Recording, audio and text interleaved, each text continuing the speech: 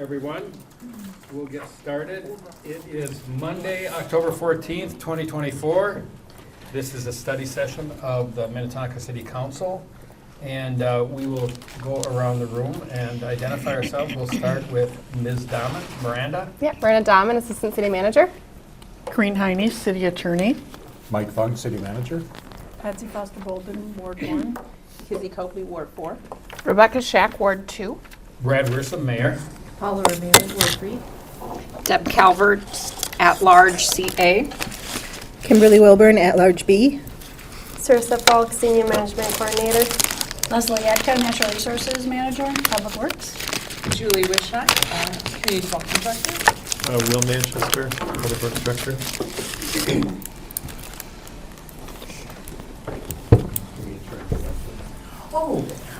Margaret Carlson Citron, Emerald Ridge, at the corner of Emerald Ridge and Oakland Road. Kevin Ringhoffer, Indian Road West. All right. Well, thank you. Call this meeting to order. We did introductions. So that takes us to business items. We're just whisking through the agenda here. Item 3A is the strategic plan update, sustainability and community resilience. I think, Mike, you were going to take that, and then Leslie. Yeah, thank you, Mayor and Council.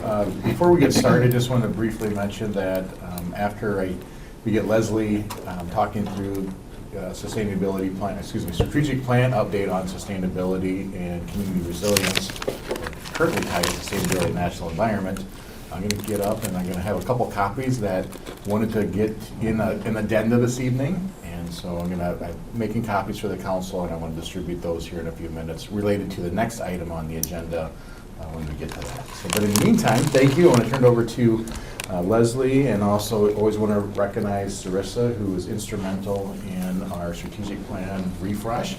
So tonight we have Leslie Yadka, who is our lead, and council, you've heard from all of our leads up to this point. Leslie is currently our lead on sustainability and natural environment. And you'll notice that we're going to notice the name change, sustainability and community resilience. And I had a few conversations with some council members today over the naming vernacular, and so we'll touch on that as well.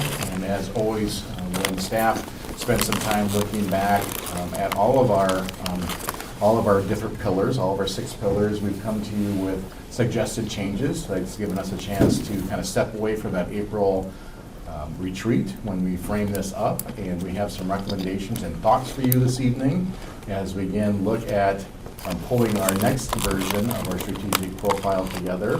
And I think, as always, we're looking to become more narrowly focused. You'll notice our words that we're using are more narrowly focused, along with our performance metrics and our targets. And so I want to thank Leslie, working with Sarissa on pulling tonight's presentation and thoughts together, and so we'll look forward to an engaging conversation regarding our recommended changes. So with that, let's quickly turn it over to Leslie, and she'll walk through staff's thoughts and on what we're recommending this evening. So if I can, Brad, just turn it over to Leslie. Great. All right, thank you. Good evening, Leslie. Thank Thanks you. for being here. Good evening. Mayor and Council, so as Mike mentioned, I think this is the last of your 6 strategic priority areas, so last but not least. So I'm just going to walk through relatively briefly. It is in your packet, so hopefully you had a chance to review. I understand there was a workshop where some of the work was done on this. Since that time, I've had some connections with Sarissa and Mike, and then we also have a work group that works on this topic. We actually met, and so some of the recommendations you're seeing are from those conversations, but obviously this is your plan, and so obviously it needs to make sure it reflects the interests and the priorities of the council. So just briefly, so as Mike mentioned, one of the big changes is a potential name change. Typically it's called Sustainability and Natural Environment. Recognizing that climate resilience is an important priority of the council, we entertain the idea of incorporating that into the title. So sustainability and community resilience, really reflecting a broad swath of sustainability, climate mitigation, climate adaptation, and the natural environment. The definition we sort of expanded upon It's a community that values sustainability, the natural environment, and actions that lead to a more climate resilient community. So just expanding on what the council had initially proposed. So with that, there are three desired outcomes that were a focus. The first one is a more resilient community that both mitigates and adapts to Minnesota's changing climate. And what this is trying to capture is climate and climate impacts from climate, and sort of two sides of the coin. One is the mitigation, which is sort of how we prevent future climate change, but also how we adapt to what we're already experiencing and what we expect to experience in the future. So it sort of combines both of those into one desired outcome. And I'll just kind of go through these desired outcomes first in terms of metrics and targets. So for performance metric, we have three performance metrics that are try to address the mitigation and adaptation side. One is the community-wide greenhouse gas emissions, and that's clearly centered on climate mitigation. And the target associated with that, and I want to point out, or just a reminder, that this plan, my understanding is it's at a 3-year plan, so the window is from 2025 to 2027. And as you'll see, some of these priority areas are really big, so we're trying to sort of scale that down to that 3-year window. And so clearly we have the Climate Action and Adaptation Plan, we have the Energy Action Plan. These are plans that really try to address mitigation. But the actual target is reducing the greenhouse gas emissions by 20% per person. Again, that's not total emissions by 2050, which is sort of the high-level goal of the plan. It's trying to scale that down to that 3-year window. We also have a number of residential sustainable landscape practices installed. If you remember, we have a program called Resilient Minnetonka. We're actually in the 3rd year of that program, so it's been growing since we piloted it about 3 years ago. We really try to encourage adoption of, replacing turf with native plants, removing invasive species like buckthorn, planting for biodiversity, whether it be, plants for pollinators or trees and shrubs. And so that program really focuses on educating residents. It provides technical assistance to residents that are interested, but ultimately the goal is that they take action on their property. And so the target we have is about 100 residential additional Resilient Minnetonka participants actually installing something or doing something on their property. So in context, we have this past year about 15 to 20 residents who are actually doing something, that we have sort of documentation of that. So we want to make sure we're sort of growing that program, so we felt like that was a good target to have. And then number of property owners educated about mitigating community flood risk. This is, the performance metric is about educating residents. The target we indicated as 200 property owners educated about flood risk reduction. And really what it doesn't say here is, but the intent is that that's part of our CIP program and some of the projects we're doing around kind of broad scale flood mitigation. All property owners can take action on their property to help themselves and protect their own property. So we see that as an important education area. Right now, for instance, at the open house, we talked to maybe 15 to 20 people about flood risk, and so there's obviously room for improvement, but we really want to make sure we're targeting that as a key message. It's really a key message around climate resilience. Great. Did you want to do this section by section, or did you? Yeah. Go through the whole thing? I think if I go through the whole thing and then you can ask questions, or Okay. unless you want to do it section by section, whatever's No, easier. that's good. Process check. Okay. Thank you. So that's really related to the first desired outcome. The second desired outcome is manage and protect, or manage and enhance the natural environment. So that is really focusing on a lot of the habitat restoration work we're already doing in our lands, including tree planting, park restoration, and so it's really meant to be what the city's doing on public property. So we have 2 performance metrics. One is acreage of habitat restoration, so that's again on public lands. And then 2 is number of trees planted. And this is really trees planted through our activities, our tree sale, distribution distribution event, trees that we're growing in our gravel bed nursery and that we're planting in our parks and open spaces. So this does not constitute or try to encompass anything that's happening through private development and mitigation that's required during private development. It's really just our activities that we're doing. So the two targets we have, one is 500 acres of restoration following the Natural Resources Master Plan. Right now, we're actively managing about 400 plus acres. And so, the 500 acres is not new, it's just active restoration where we're actually, removing invasive species, we're replanting, focusing on what we've outlined in the Natural Resources Master Plan. The second target is 3,000 trees planted in the community. Again, this is through our distribution events or our tree sale, and that's cumulative over the 3-year period. And then the third desired outcome is community-wide adoption of sustainability and conservation best practices. So we have a number of performance metrics related to this, and a lot of this comes, it really focuses on sort of that conservation and sustainability, obviously. One metric is the number of EVs registered in Minnetonka. So these are electric vehicles, either battery operated or plug-in hybrids. The goal over the next 3 years is to have 1,250 more registered EVs by January of 2026. And the second metric is number of home energy audits with a target of 500 home energy audits completed over the next 3 years.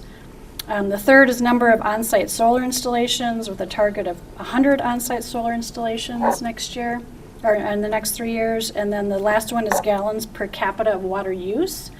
And the target is maintaining the per capita water use at 75 gallons per person per day, which is the target set out by the Met Council, which we actually do reach. So we want to make sure we maintain that, and it's very climate dependent. It includes irrigation, so if we have hot, dry summers, that water use goes up, and so we want to try to make sure that we're sort of maintaining that base that we already have.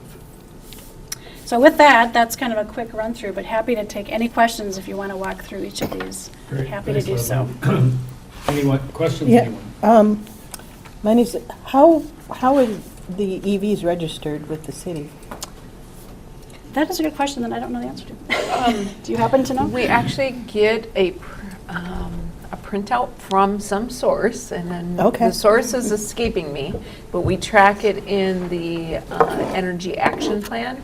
There's already a number in the Energy Action Plan, so you can look up like what we have for today's data.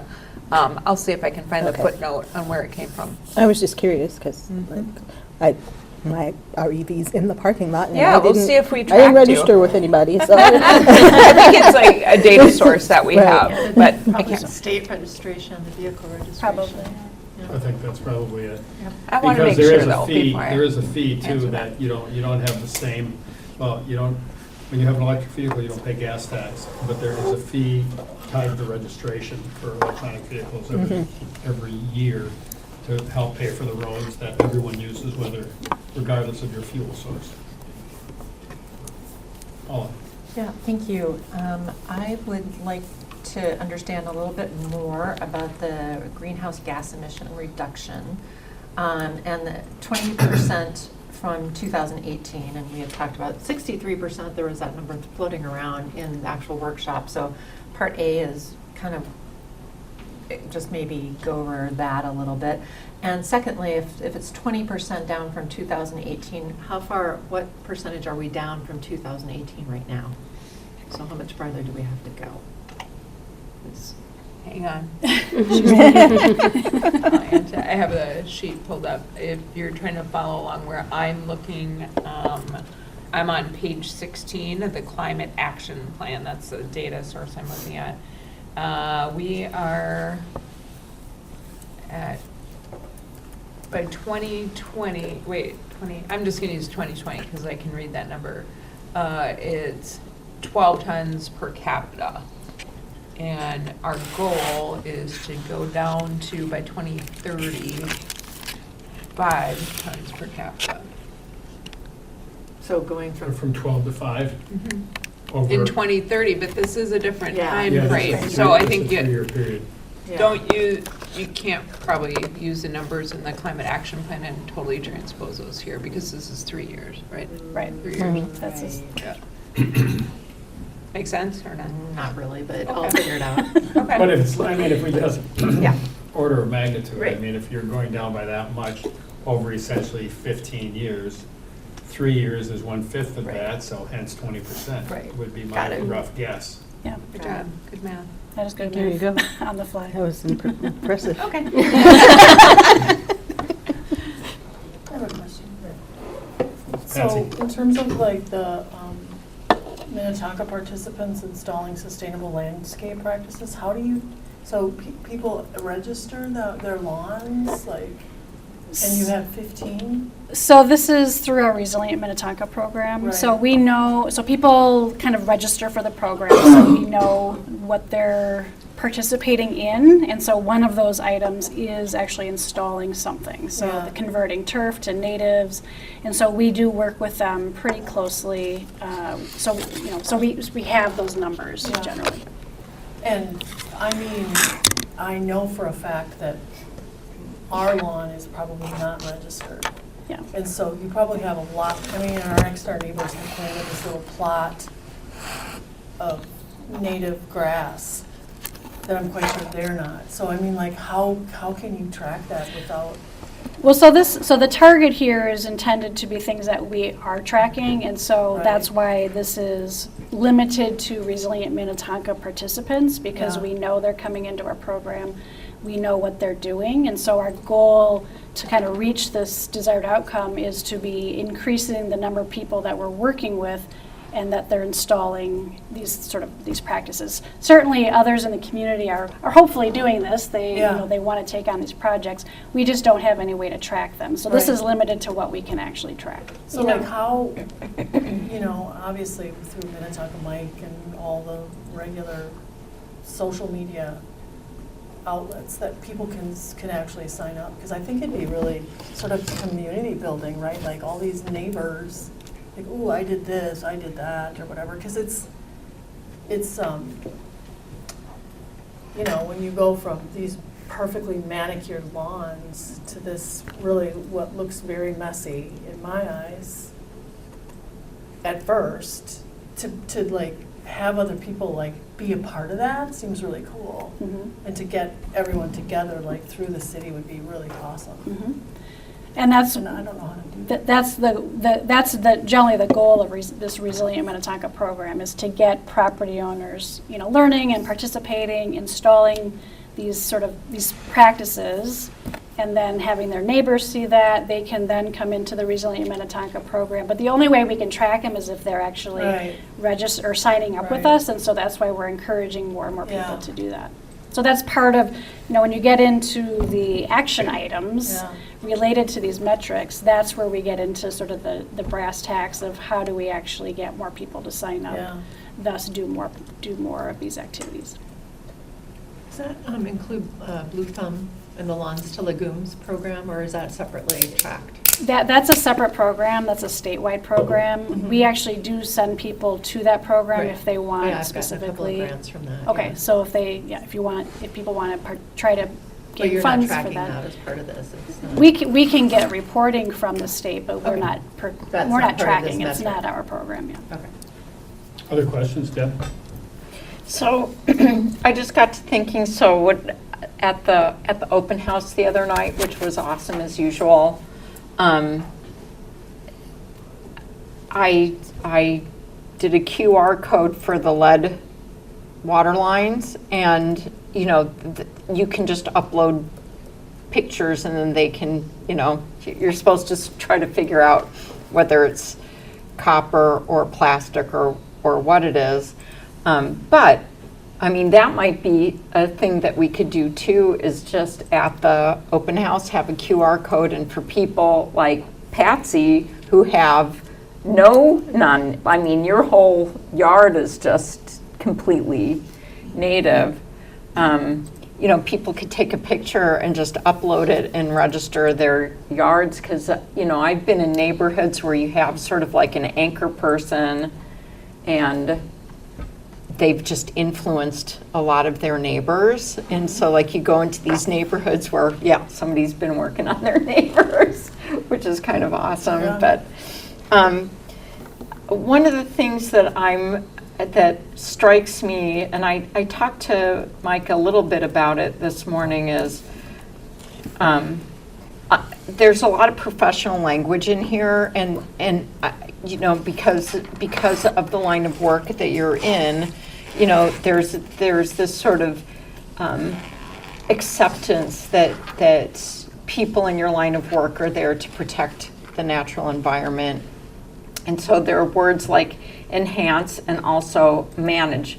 But one of the words that is no longer in there is protect. And we value, which also implies protect, but I think I just feel, you know, I've been feeling kind of burned by Kurt Frutham cutting down our woodland preservation area. And so I think that I still feel like I feel a little naked without the word protect. And so it might just be me, and I think it's implied in a lot of the things that you're doing, but sometimes mitigation means offsetting, but we don't have to offset as much if we're protecting. And I think conservation also kind of implies protection, but it's just something that you know, I've read it, I don't know, 10 times now, and it's just a word that's not there that makes me feel like, it feels like it's missing in my opinion, and it might just be me. It's implied in everything, and so. And are you referring specifically to the natural environment, the second desired outcome? So where it says manage and enhance the natural environment. Yeah. Protect. Manage, Manage protect, and enhance? Yeah. Yeah, okay. Mhm. You can make that change. Oh, On a similar vein, just again, I think I spoke with Mike about this as well. I understand because of the workshop, we wanted to condense and try to get these, you know, one sentence or taglines after the thing. What I am a little bit concerned about is that, you know, compared to the 2020 version for this, is that we've cut it down so much. And for us as city council and for staff, it makes sense. It's become kind of a shorthand from what it was in 2020. My one concern, and you know, maybe nobody else feels the same about this, is that maybe it's becoming less clear to the general public. Because we had a fairly long, if you look at our 2020, you know, version is, you know, a little bit longer explanation of the priority. You know, we've gone down to basically a sentence, and here we had develop programs, policies, procedures that enhance the community's well-being and partner with the community to provide engagement opportunities and, oh, sorry, wrong one. Support long-term and short-term initiatives that lead to the protection and enhancement of our unique natural environment while mitigating climate change impacts. Now, that's longer than what we have, but it seems to me that in some way, I don't want to lose too much of that, because it's really setting forward our values. When we say values, the natural environment and sustainability, you know, somebody could look at that and say, what does that mean? You know, and I guess it's explicated a little bit in the points, but if, you know, a resident is just going down and looking at that first column, and, you know, just for somebody who isn't us, that's my one concern about it. You know, I like the action-oriented language of it, of the description. And I think that's great, but that's one thing that struck me along with the protect. I actually have that on my thing, is like, you know, should we have protect on there as well? So that's just, you know, a comment, but I do really like the action-oriented language in that tagline or that descriptor of the priority.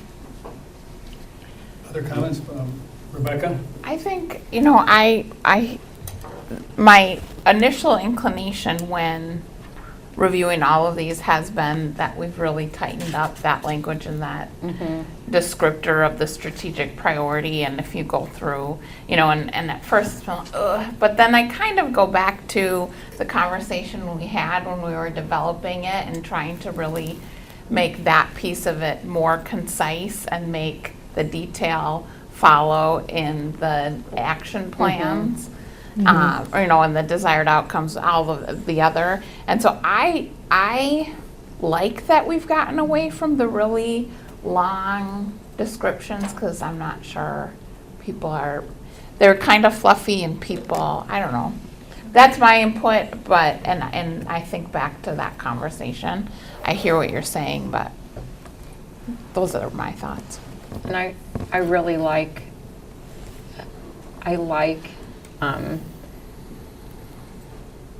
the targets. I think I like the targets. They're achievable. They are very clear. They are things that we're already doing. And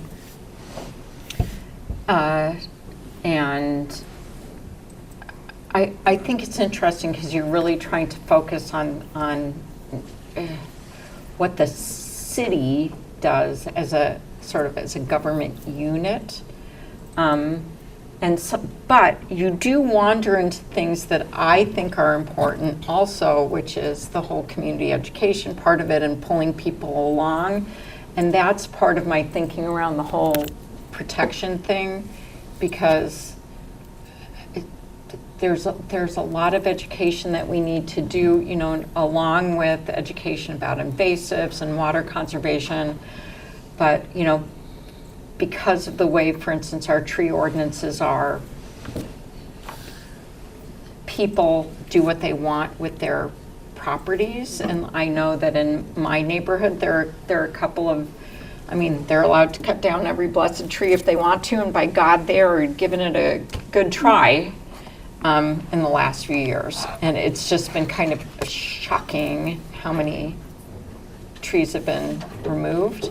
So, you know, there is that's one of the reasons why protection is important to me. And I don't, you know, I think these are achievable goals, but I'm just wondering, you know,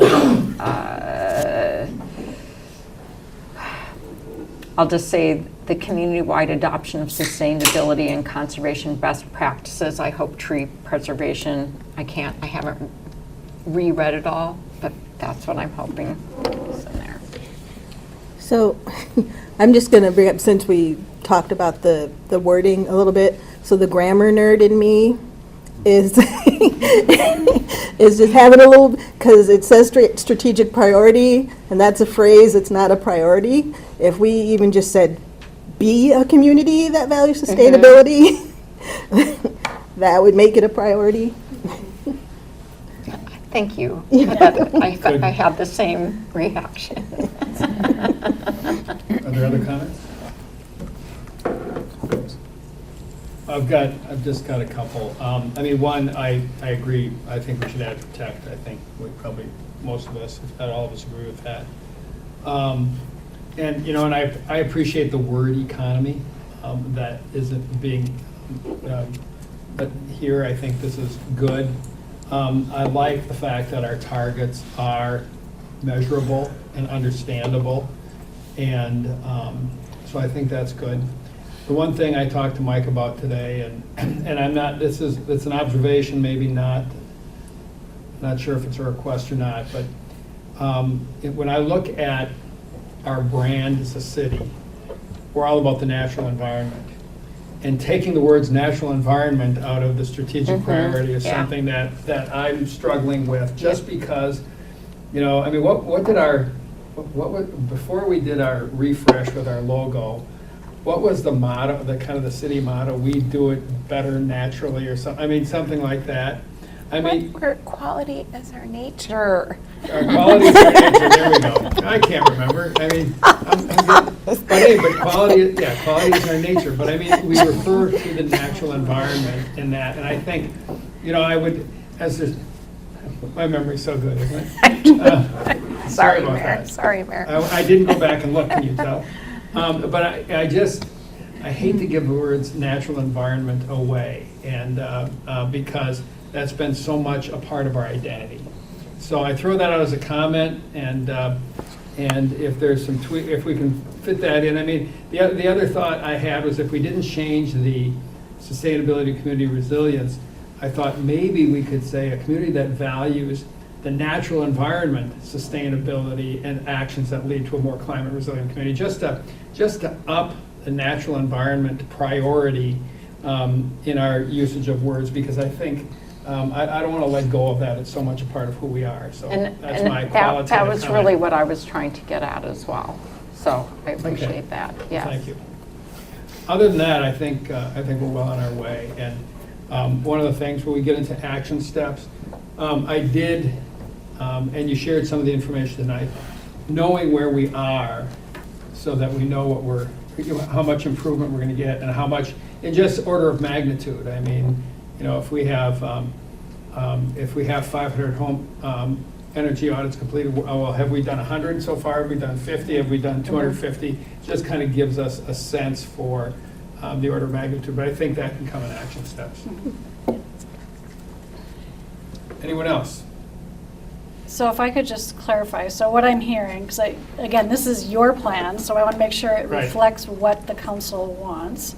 So what I heard was add protect to the natural environment, so protect, enhance, and manage, protect, manage, and enhance the natural environment.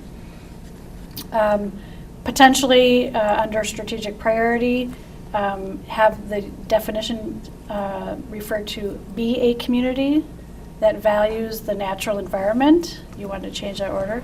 Sustainability and actions that lead to a more climate resilient community, is that, Yeah. that's okay? You captured it, thank you. As far as the title, I'm not clear. Would you like natural resources or natural environment put back in, or go back to the old title, or keep it the same? What does everyone think? I mean, I threw it out there as a kind of a talking point, and I'm, So, well, I kind of like the name change, I do too. just because resilience is so important now that I think it needs to be included. And I think if you tack natural environment on, it gets kind of clunky. I agree. I think the resilience piece is really important. So I've been trying to think about how to wordsmith it to keep both, but really not Right. trying, it's not just preservation, right? It's really like adaptability and, that resilience piece. I agree. I also feel like if we don't preserve, we'll have to adapt more than we should have to adapt if we don't. Absolutely, but I think if we Protect have it, it, yeah. if we move it up, like the mayor suggested in the description of the priority, that maybe we could get away with not having natural environment in the title. I'll just comment. I actually am of the mind that having natural environment in the title, is important to me. Again, as people look through this, and they're not gonna read it, that's our brand, If anything, I think the resilience is the desired outcome, or, a performance metric is even more important, but so I would weigh in on that side. As an inveterate wordsmither, let me throw this out and see if anybody likes it. Sustain our natural environment and build community resilience. Ooh. I think I'd rather see sustainability, community resilience, and natural environment if we're including all of them. You're talking about the title. The I think you were title. talking about the definition. Yeah, right? well, Or I was the talking about the strategic priority there. Oh, I'm so confused now. So the sustainability, I'm talking about the part, up in the upper left-hand corner, right below strategic priority. I was thinking So about that's the word- title. That's the title. So we're really Well, saying title it and- twice. Title and description. Yep, description. The priority. Because the description essentially says, I don't care. Yeah. It doesn't matter to me. It's not a hill to die on. Yeah, I'm not, I don't have agree with that. It's not a hill to die on. I mean, I think with, you know, the words in quotation marks, I think that covers it with the change priority. That does a pretty good job for me. So, anyway. And I have to agree with Kimberly, I really like resilience in there. I mean, and prevention as well, but resilience changes the narrative a little bit. Like, this is a little more broad and also a little more like desperate kind of, like this is, we gotta do this. And prevention for sure as well, but. I think if we're taking natural environment out of the title, then we should move natural environment up first. A community that values the natural Yeah. environment. Yeah, I Sure, think we That's would fair. I think we're agree there to do already. that. Okay. Yeah, Yeah. I think we're All right. there already. Okay. It's compromised. Because All right. it does feel off-brand to me, and that's really what I was telling Mike today, is that there's a lot of implied information and sort of implied values because it's coming from a professional who's steeped in it and of course is for all, but that's not true for everyone. And so if this is sort of our defining document, it seems like we have to, I just sometimes feel like we do have to spell it out more, and it does feel, I feel what the mayor is saying, because it did feel not great, not because the natural environment is our brand, and it just felt like a bit, it's a huge branding change that doesn't feel great to me. So I agree that it does get a little clunky, but I'm still struggling with that. And I what does mean- values mean?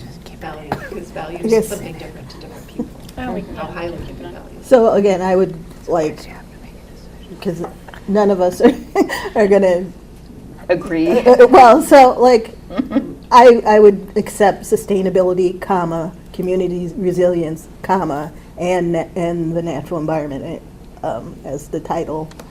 That way it's all in there. I do can feel like certainly it's do clunky. I understand what. It is it clunkier, is. but it's not Yeah. horrible. Who's that? Sarissa, could you, if I could, Mary, Sarissa, or whoever's at the mouse, could we pull up the 6, do we have the new 6 strategic priorities? Maybe is it in With, I think you've got them in front of you. Right. I think maybe, because think about, Council, I just say this, as you're thinking about the It's in the words, packet. None of those are wrong, right? I think sustainability, community resilience, natural environment are all very critical to what we're trying to accomplish. Why I was suggesting we pull the 6 strategic priorities is, again, these are you, these are yours. You're gonna own these, and staff owns these, we own them with you as a team. And so how is it easiest to explain this to residents? So as you're talking to residents and we go and we state of the city and our marketing and material, as we promote this new strategic profile, this refresh, we're gonna do some marketing around it. What flows for you? So what flows for you as a council that's easy to remember, easy to say to residents, and something that sticks with all of our audiences? So go back to, thank you for the full that up. Yeah. So go back to the first one listed here. Months ago, when Darren came, we streamlined the first one, calling this financial strength. And we looked to eliminate and operational excellence. So we wanted to be very specific, financial strength is important. Safe and healthy community, that didn't change. And here we are with that one. Livable and well-planned development, infrastructure and asset management, and community inclusiveness. So they tend to be kind of these two-word phrases that captures what is it that are what are our 6 major strategic priorities. So think about that, and how does that roll off your tongues in a way in terms of sustainability, community resilience, is it natural environment? So I think there's nothing wrong in these words, it's just Right, no, what it's- speaks to you and to the community the most. And we want, I mean, you want to communicate clearly and efficiently. And what I was going to throw out here is, and Paula, I'm sitting next to me, said, what is community resilience? Okay, that's an interesting question. When we go in below, we say a more climate resilient community. I mean, that's much more defined than community resilience. So I was going to say, and this may be fighting words for some people, but what if we said this was sustainability and natural environment? Or natural environment sustainability. But I think sustainability and natural environment kind of rolls off the tongue pretty well. And sustainability ties those two important notions together. And then, but we're not walking away from being a climate resilient community, but we're defining it a little bit better in the area below. So I throw that out for consideration. Not falling on a spear, throw it out for consideration.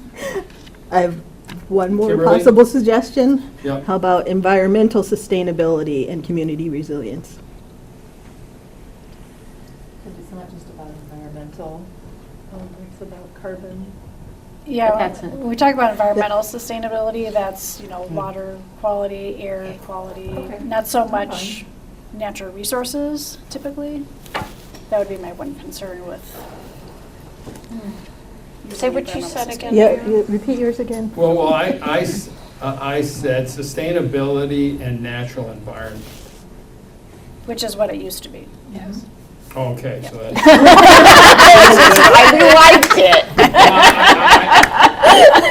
That's why it's worked so well. No, that wasn't clear because we crossed out natural environment, added these words, so I thought it was sustainability, community resilience, natural environment. I thought, okay, we got rid of natural environment in that. Okay. No, never we mind. added No, in it community used to be. resilience. Yeah, In our workshop. Yeah. Yeah, yeah. I don't know if there's a way to do it short like all the others and include everything that everyone wants, but I think resilience needs to be part of whatever the final answer is. Should it be community resilience, or How is about it really? sustainability, resilience, and natural environment? Yeah, Yeah? I'm good with that. I'm okay with that. I mean, We're resilience. close to everybody's happy, let's move on. Yeah, okay. We're really splitting hairs because the rubber meets the road on the intern portion. So Right. I think we need to make a decision. Yeah. Move on. So want the answer to the trivia question, Mayor? So I threw this out, and if people hate to say it, sustainability, resilience, and natural environment. Yeah. Okay, how many EVs on the road today in Minnetonka? 500. 720. 2000. Come on, Kimberly. 1,500. There you go, 1,400. Oh. There we go. And the data comes through MnDOT, not our registration. Well, so. but we got to change the target then. We've got 1,250 by January Additional? 26th. That's additional. Additional. We can clarify Okay. additional. That's Yeah. why I didn't do very well with my guess. 1,393 vehicles. With what? That's right. I My thought- guess. EVs. vehicles on the road. Oh, 12 addition, okay. If you got ever it. want to check it out though, just at data source about EVs, it's really cool. The link for the MnDOT. That brings up another question. So I don't drive a hybrid, I don't drive an EV. I want to, and I will soon, I hope. But the other thing is there a way that we can start tracking that migration? Like, does it have to go straight from the pure fossil fuel vehicle to EV, or can we just start tracking people moving away from only gas vehicles to hybrid, which also reduces, and EVs? I don't know of a data source that does that, but I mean, wouldn't it be the same as an EV? But let's wrap Because- this up. I think we're chasing rabbits now, with all due respect. but I'll look into that, Deb, thanks. So, you have what you need. I have what I right? need. Thank you. All right. Sorry. No, that's okay. That's okay. I'm just trying to be mindful.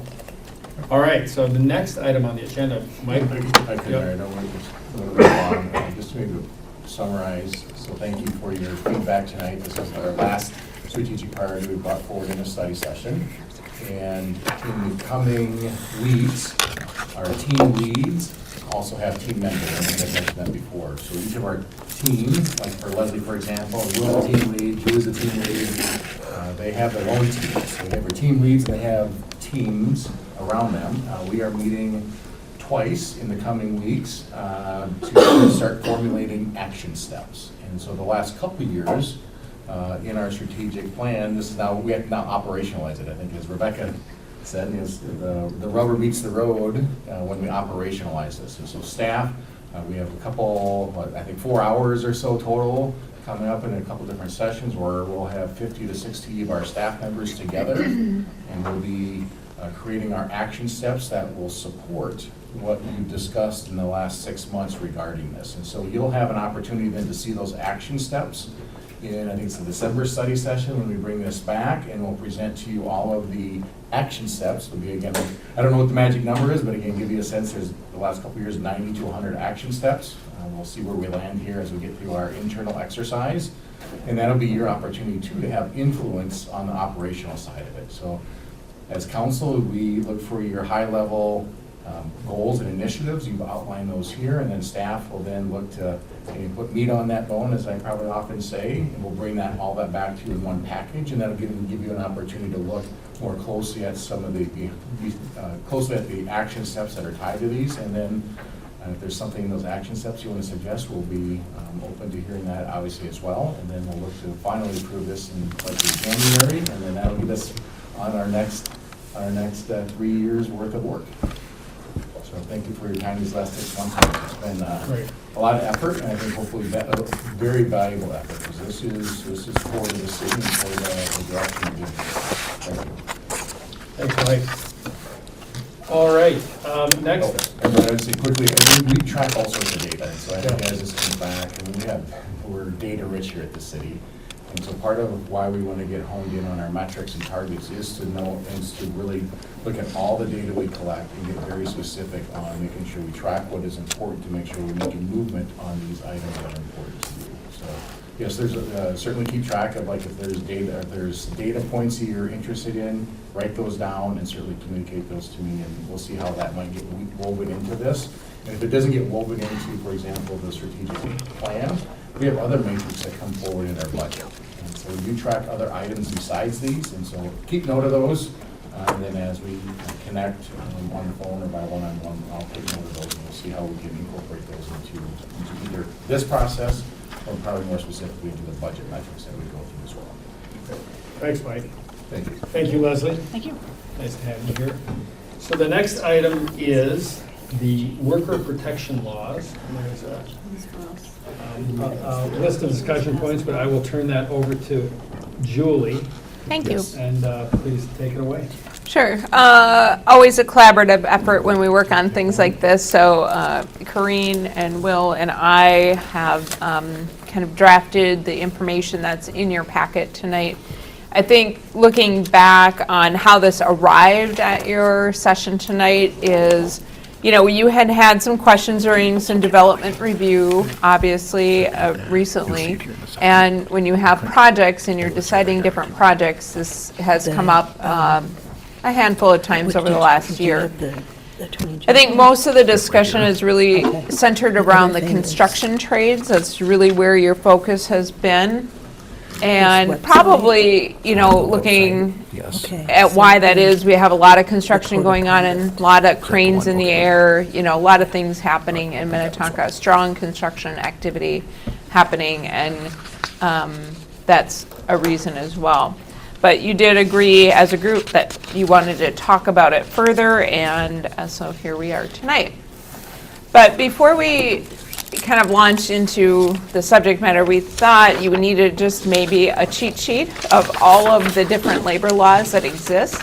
And Corrine, when she prepared this, she just wanted to make sure you understood this doesn't include all labor laws, especially those that apply to veterans or ADA, American with Disabilities Act. Those sorts of things aren't listed here, but this gives you a really good sense of how many different laws apply to workers in the state, in the country, and so forth.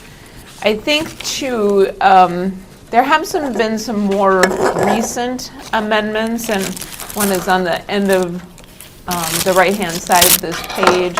It talks about Worker Wage Protection Act. That's a newer law at the state of Minnesota that's specifically talking about wage issues and wage theft. And then this misclassification, which was, and this is really about construction employees. This was done originally in 2007, but it was recently updated in 2024. So just wanted to call your attention to that. Also, there's a notation here about responsible contractor law. We talk about that when Will comes with projects, infrastructure projects that the city is doing. We often will use the terminology there, lowest responsible contractor or bidder on a project. And so that often is something you hear from us. One of the things I think we heard from you all is to hear about what's going on in other cities. And so I picked out a few cities, not just the biggest cities. Of course, we know Minneapolis and St. Paul are doing things, but I wanted a little bit more of a suburban flavor too. So the first one we have here is from Brooklyn Park. And this is pretty recent. So their activity and their discussion happened last fall. And then in the spring of this year, they did approve what they call a prevailing wage ordinance. And so that would be specifically for publicly funded projects. And it really is pretty all-inclusive. It's any construction work that the city contracts for. It also is anything that the city or the Economic Development Agency, if they have a contract, and it's anything that's exceeding $50,000 in city funds or $1 for economic development funding. So that's what's going on in that city. In Minneapolis, as you probably are aware, this gets some press. In 2020, they actually adopted part of the state's wage theft law into their own local ordinance. And this is maybe a little bit different than what you see in Brooklyn Park. It indicates that the city adopted the ordinance in addition to the state law so that their Department of Civil Rights could actually do the investigation on potential wage theft claims. In St. Paul, which I'm sure maybe Deb is familiar with, it requires all subcontractors or contractors working on city-funded projects in excess of $25,000. So not a lot of difference in terms of what's happening with these cities, but how it applies is what's changing. So maybe the dollar figure is changing, or the kind of kick-in for the requirement is changing, or how they do the investigation on the back end if there is a problem.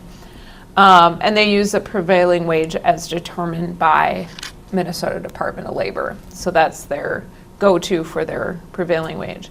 Now, Bloomington, again, another recent example of what's happening. They just adopted their ordinance for prevailing wage in June of this year.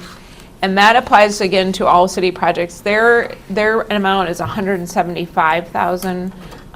I suppose, I didn't look this up, but I'm guessing that's probably what is under the city manager approval like it is here in Minnetonka. That makes sense to me why it would be that amount. They actually have a compliance officer, and then they talk about how they would get compliance. So they're talking about withholding payments, that sort of thing, termination of contracts, or order of the city attorney. That's the first time I saw that language. There's an order for the city attorney included in their enforcement section. That's a little bit different than the other cities. In Richfield, they had in 2020 they adopted, this is one of the more earlier adopters, like about the same time Minneapolis was adopting theirs. This was happening in Richfield. And it applies to those projects exceeding $300,000. And the enforcement ordinance talks about referring it back to the state or an independent investigator. So people kind of go different routes when it comes to the enforcement of the various ordinance language. Probably the more interesting thing that I found in the research is Hennepin County, they had done a report in 22, and then in this year, this early 24, they announced a worker protection unit. And that unit is supposed to identify and help prosecute those crimes committed against workers in specifically Hennepin County. The other thing that they had in their information, and what was interesting, is they provided some statistics and some, because I wasn't able, in my first kind of research, we weren't able to find anything that had to do with how much is going on in terms of complaints and that sort of thing. On the right hand, you see the percentage of workers in those trades and the types of jobs those folks have. And this was kind of interesting. Even though the report was about Minneapolis specifically, they included data for the whole Minneapolis-St. Paul area. I don't expect you to see exactly all the numbers on this chart, but what was of interest to me is the sectors and the number of employees in each sector. So you can see a pretty high number of people in the food service industry, much higher than where kind of this conversation with the council started, which is the construction industry, which you can see is a little bit lower at 16,044 workers employed in that sector, as compared to 83,000 in the restaurant industry. Again, this is 7-county metro area, so it's not specific to Hennepin County.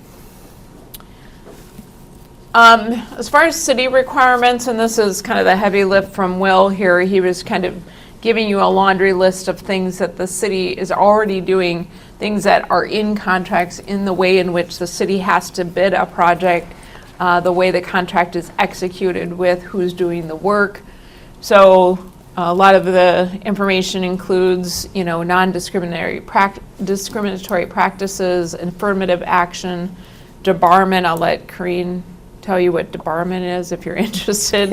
Bidder qualifications, responsible bidder we already talked about. Compliance with a fair labor standards. There's inclusion of prevailing wage when you do have some cases where, I think 73 is a good example of is that state or federal?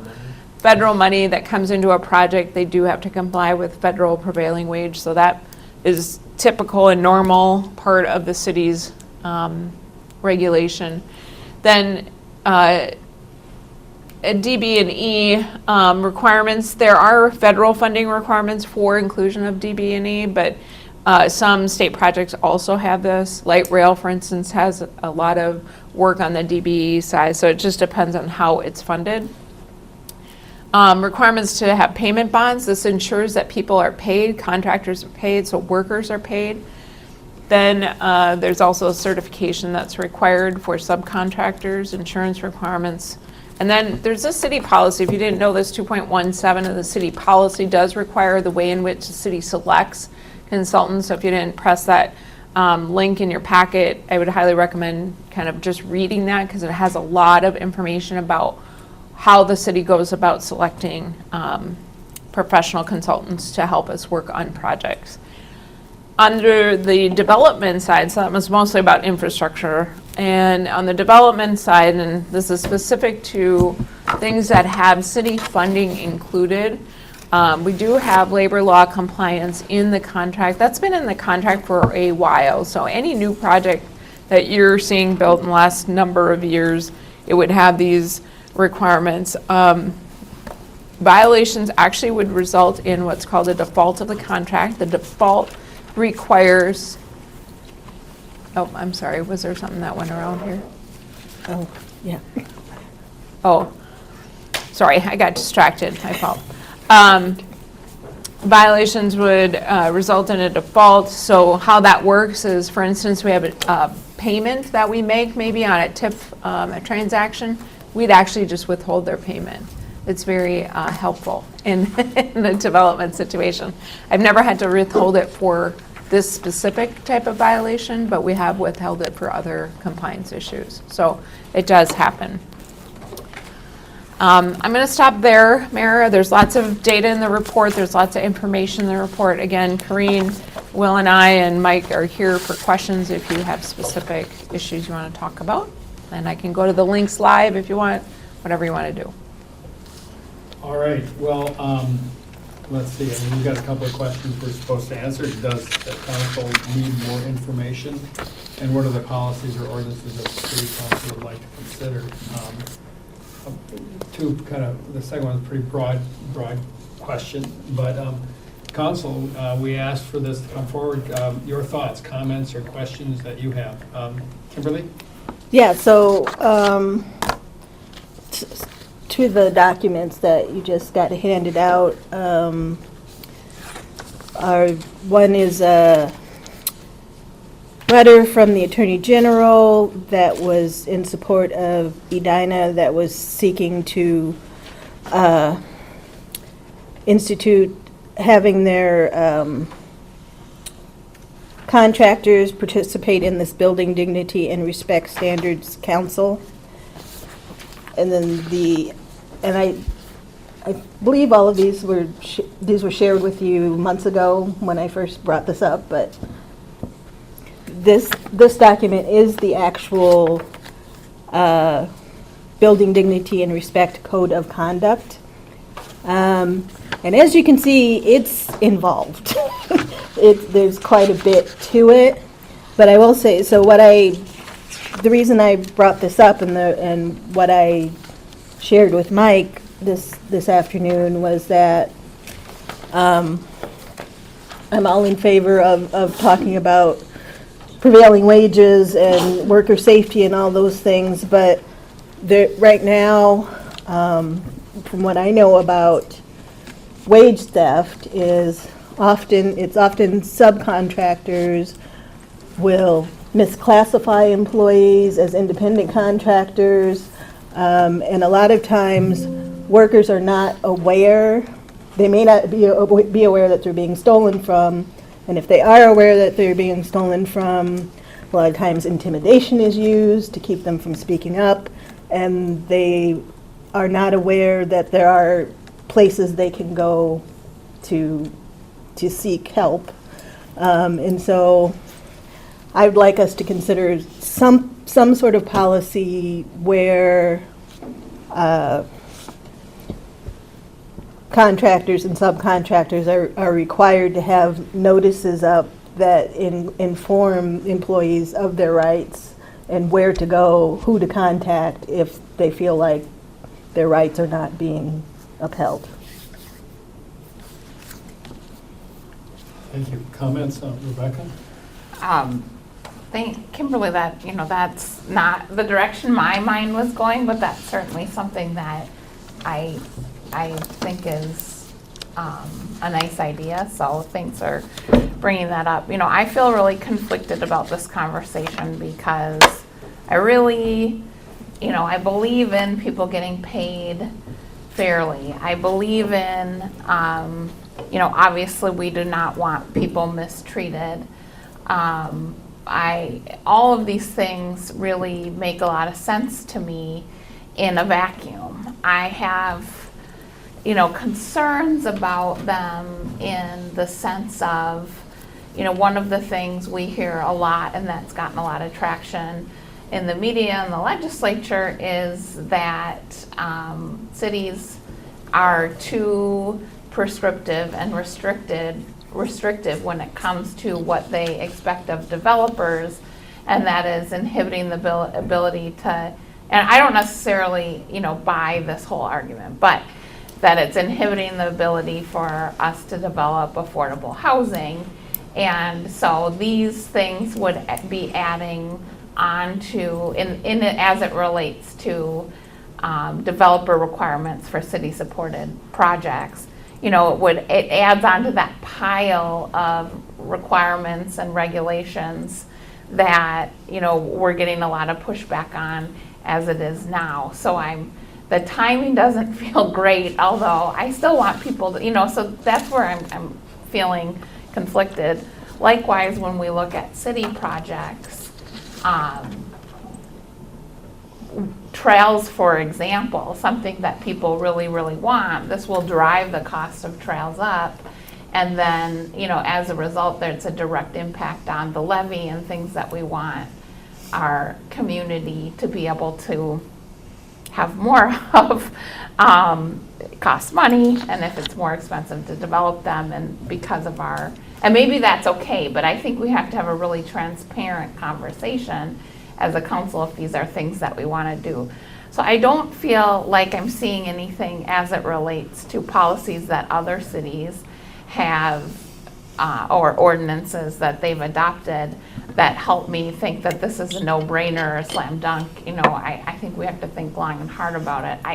I'm thinking out loud, and I'm telling you how conflicted I am about this, because I think it's important to look at it in the context of everything else that's going on.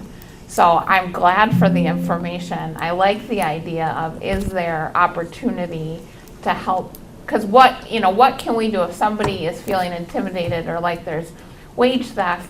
What can we do to facilitate them from speaking to someone or knowing their rights in a way that makes it less intimidating? That's more, seems more practical than maybe some of these really big policy issues. So that's my thought. Paula? Yeah, I have a question, maybe Julie can answer, or Corinne. I was just looking at the fine print of the Minnesota Construction Worker Wage Protection Act, and it says there were more significant amendments to that in 2024. It applies now to all persons providing performing building construction or improvement services on public or private sector, commercial or residential buildings. And so that is unpaid wages, fringes. Would this, kind of prevent or address any of the misclassification issues, or is this not doing that?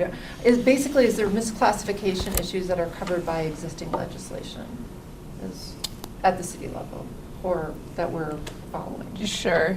Do you want to talk about that, Corinne? Or do you want me to?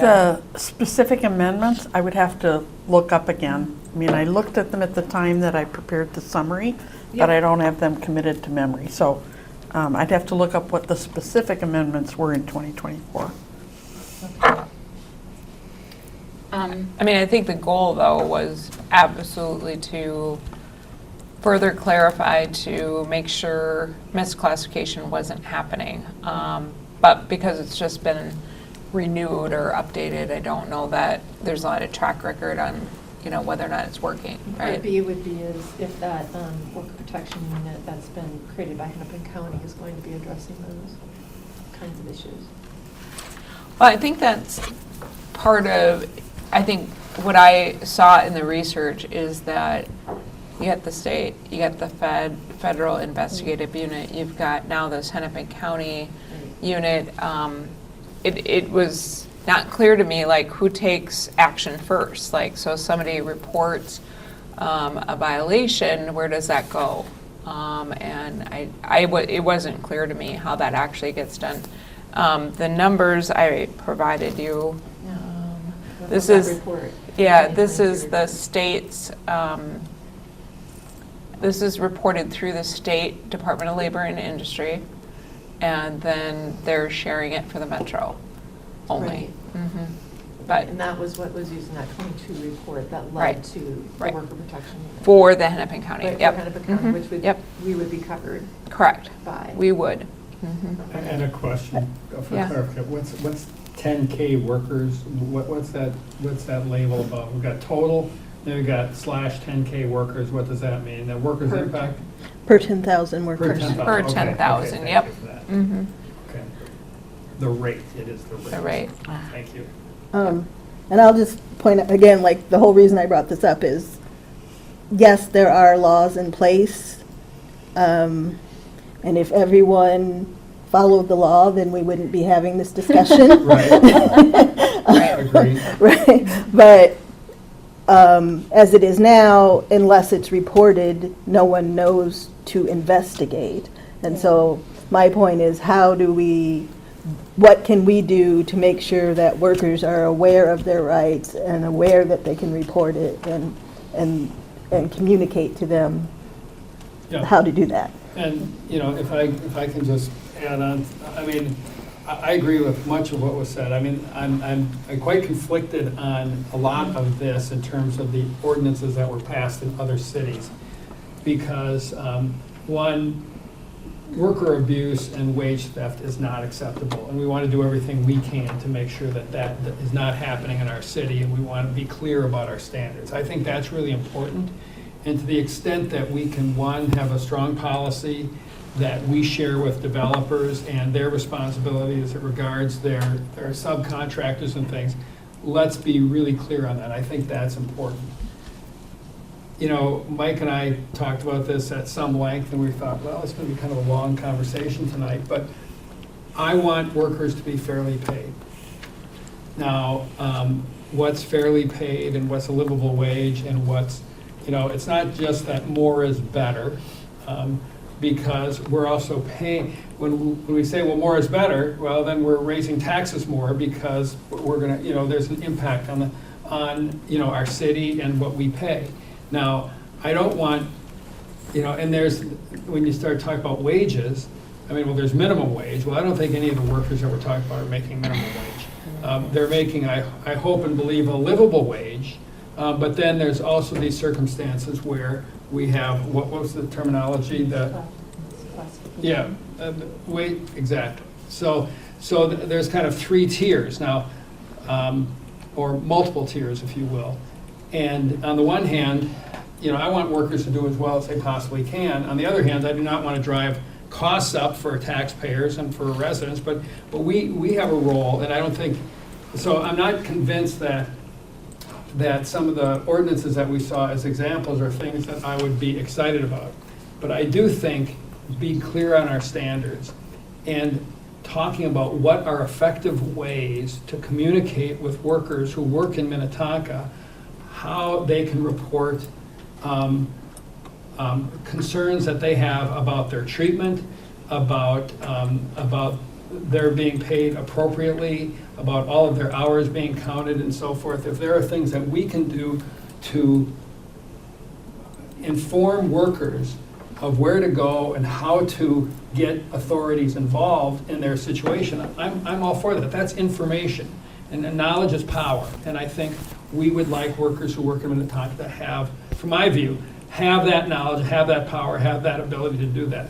Then as far as some of these other considerations, I think we have to dig deeper in that and decide if there are things there that we want to do. And I'm not saying I don't want to do them, but I want to be more clear on what the implications of, you know, these different levels of compensation are and what the impact would be on our residents and on our taxpayers. So that's a general comment, and I don't know, please add. Deb. Yeah, I have I have a question and a couple of thoughts. So my question is, so if we're talking, I mean, I know what I have to do in my department, but I'm a government, you know, I work for a government unit, and we have to put, you know, notifications up for workers. I think it's different in private industry. So if we were to make some kind of requirement, I start getting like, how is it enforced? Like, you know, I just don't know. I mean, like to your point, we can make another law, but we don't really have an enforcement department. I mean, you know, I think our planning and development department has a lot to do, and so I get a little concerned about unenforceable rules, which, you know, are so well intended. And then the other thing I just wanted to explore a little bit is one of the things that was passed out was an email from Craig Johnson at League of Minnesota Cities, because before Kimberly brought it up,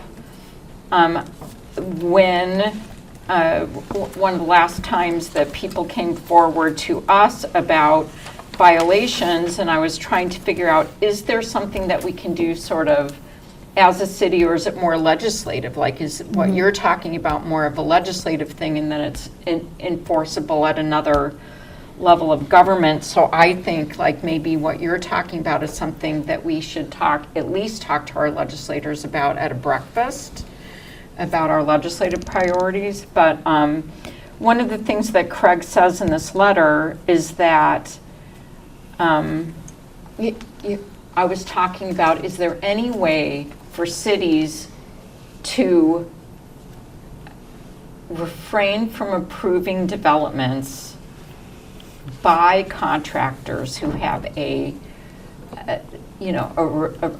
they're kind of repeat offenders with subcontractors, or subcontractors that are repeat offenders. And what Craig basically says is that the relationship between the contractor and the subcontractors is out of our jurisdiction because it is between private parties. And that I can't remember if it's included in the email, but in our conversation, basically what he said is, if a company, if a developer has paid restitution in some way, whether it's financial or they made amends, no matter how many times they did it, they have met their obligation to the law, and we cannot say no. And so that felt gross. And so one of the things that I think might be worth exploring, maybe with legislators, is, because it is out of our jurisdiction, is that issue. We can't do it, but if somebody keeps violating over and over and over, and it's proven that they violated, then we should not have to feel compelled to say yes to a developer and face possible lawsuits. So, we can't do it. Maybe the legislature can do it, maybe not. And so those are some of the things that I talked to Craig Johnson about. But I think it's a really complicated, and the other thing that I talked to Mike about and I talked to Craig about is, some of the complaints that have come to us, they seem like they may be legitimate, but they haven't been proven, and I don't know sort of what the statistics are between allegations coming forward and being legitimate or illegitimate, and the companies just having deep enough pockets to kind of beat down the workers that finally do come forward and just sort of make it go away.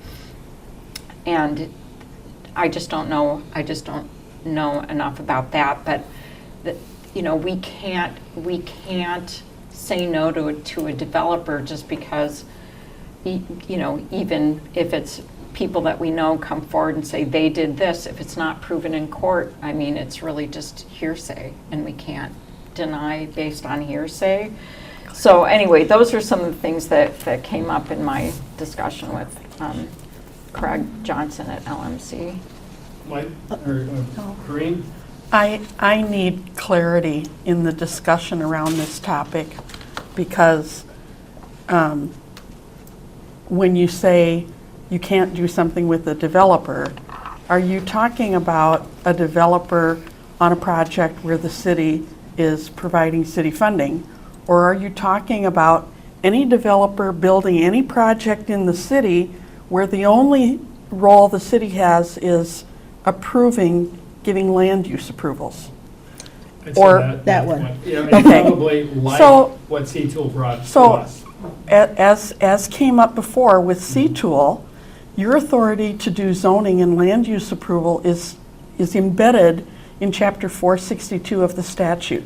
That gives you the ability to put in place land use provisions. It doesn't provide any authority to do general public welfare, or, to say, this developer I don't like, you met all of our We have code plenty of requirements. You've met all of our code requirements, but we don't like you for whatever reason. You're a bad person and you don't pay your workers, or you don't pay your federal taxes, or you do something else that you don't like. There's no authority in 462 or in our zoning code for us to do that.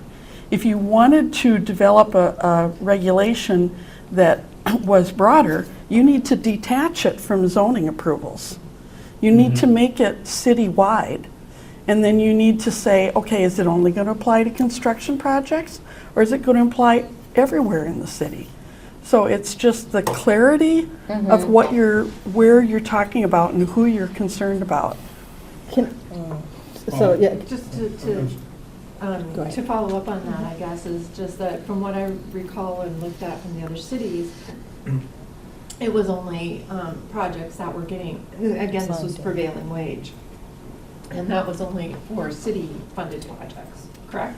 Or assisted. That's what those cities have chosen to do, but those are prevailing wage issues, and that is, not- that's So- different than and then again- misclassification of workers. So I understand that and agree. My question would be then, again, going back to this worker protection unit, does it include public and private? Would this be? Yeah, I would say yes, Sorry, excuse me. because it didn't distinguish. Okay, It just so- said any employer, doesn't matter if it's a It city didn't employee. matter if it was Yeah. construction, it didn't matter, it was just grave. So, I mean, for me, this was exciting to read about that because I thought this could, first of all, it's a regional approach. It's a metro instead of each of, our cities trying to do different things. And so my personal feeling, and I spoke with Mike about this, was to, I agree with everything that has been said. We want to make sure that people are being paid properly. And it seems to me if it was a city prevailing wage issue, given the fact that staff report said that it's really not an issue, that workers in cities funded or assisted projects are already getting at or above prevailing wage for the most part. So I don't see that a prevailing wage ordinance would really change that too much. We'll jump in and say if I'm wrong. But if we want to look at this comprehensively in terms of not just construction workers and C-Tool, but we want to look at it in general, it seems to me like engaging with Hennepin counties in this worker protection unit and doing what we can through Metro Cities, LMC, whatever, to build this up and giving them kind of the teeth and enforcement authority that's needed would be the most helpful instead of just, I'm not saying just making a grandstand decision here, but something that's not terribly enforceable to really go after something that's a much more metro or regionally kind of significant step.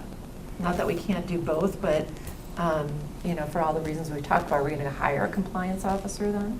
We're going to add that to the city payroll because it seems to me that's the only way we can make it have teeth and then have enforcement. And we can have it like an OSHA thing that all of our developers, at least for city assisted and city funded projects, could do. Like what I used to have to do as a business owner is post OSHA requirements. Have all these postings for labor, and which I'm sure they have to do anyway, but, we could, do that and have some of these, things from the Building Dignity and Respect Code of Conduct, but, have those education pieces that are required to be given to all workers, I guess, but, again, how do you enforce it? So it just seems kind of everybody reinventing the wheel at different city levels rather than really engaging this on a kind of regional level. So that's what I would be interested in, is really seeing what's going on with this worker protection unit. Is it really up and running? Will it be, what can we as a city do to work with them to make sure that not only our construction trade, but, all of our workers have access to the education and the ability to bring, these kinds of issues and into the system and not feel like they don't have any, to empower them to do that. Kimberly, I know you want to say something. but- Yeah, so, I'm going to keep beating this horse. So, I am absolutely in favor of working with Hennepin County and whatever agencies that are already in place. But again, how does Hennepin County know that there's a problem unless it's reported to them? And how do the workers know that they can report the problem to Hennepin County? So to me, if it's possible to have a citywide code that is not tied to land use and not just construction specific, where contractors are required and contractors are responsible for making sure their subcontractors are following the rules, and posting these in languages that the workers can read, And yes, not everyone's going to do it. But I don't know. To me, again, what can we do to help make workers aware of what their rights are?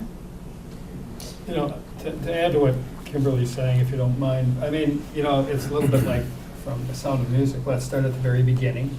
And let's not try and do too much. I mean, this is a vast area that we could create a huge regulatory methodology and a lot of legislation, and we could add significantly to our staffing and to our levy, and still probably not do a perfect job. But I do think the idea of worker education and laying that expectation in Minnetonka, because it's not like we have no construction in Minnetonka, and maybe we could make it broader in time.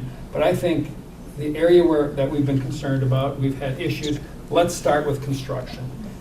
We are involved in approving construction. Now, that doesn't mean we mix metaphors and start holding back land use approvals because of issues. But we do know that we have workers coming into our community and working, and if we lay out our expectations and make sure that part of every time a developer comes to the city, they meet with our planning department. And if that provides an opportunity to say, by the way, these are expectations that we have, and this is communication that needs to be shared with your workers, and we can establish a platform.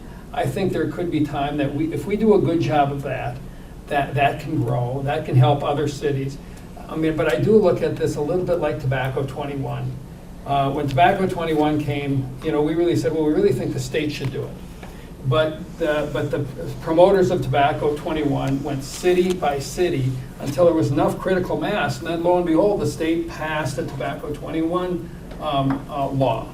And I see this as similar. If we establish a practice that is good for Minnetonka, it's not that we want to limit it to Minnetonka, but we're responsible for Minnetonka. Let's do it right. Let's establish a methodology and a process, and maybe that will grow, and maybe we can do something to protect workers in the entire region. Frankly, I would rather have the county or the state be able to handle this effectively, but we've got plenty of laws on the books, but if people don't know how to communicate, how to make something happen, I think that there's some communication things that we could do, and I don't know if it's signage or agreements with developers or whatever, but lay out our expectations to protect workers. That's an important value of ours, without establishing a bureaucracy and adding a whole pile of additional responsibilities on our planning department. I think that's a good place to start. That would be my gut. Just to, Mike. I have a couple of comments, but I think Kizzy has. Yeah. Kizzy, Kizzy, and then I sorry. think. Yeah, I was gonna say, I like the idea of working with Hennepin County, but I know that Hennepin County has to deal with a bunch of different cities, and so I think it is better for Minnetonka to really look at what's happening at our construction sites. And then to me, it's not about if folks know who to report to. From my understanding, I mentioned this last time, my son's father been working in the construction field for 13 years, and he talked about his situation personally, and then I talked to my friend Katie, who works for Indian OIC in Minneapolis, and she talked to me about the construction industry because they do employment work. And then Emerge, who I used to work for, also talked to me. One of my former managers talked to me about the construction industry and the complaints that they receive as well.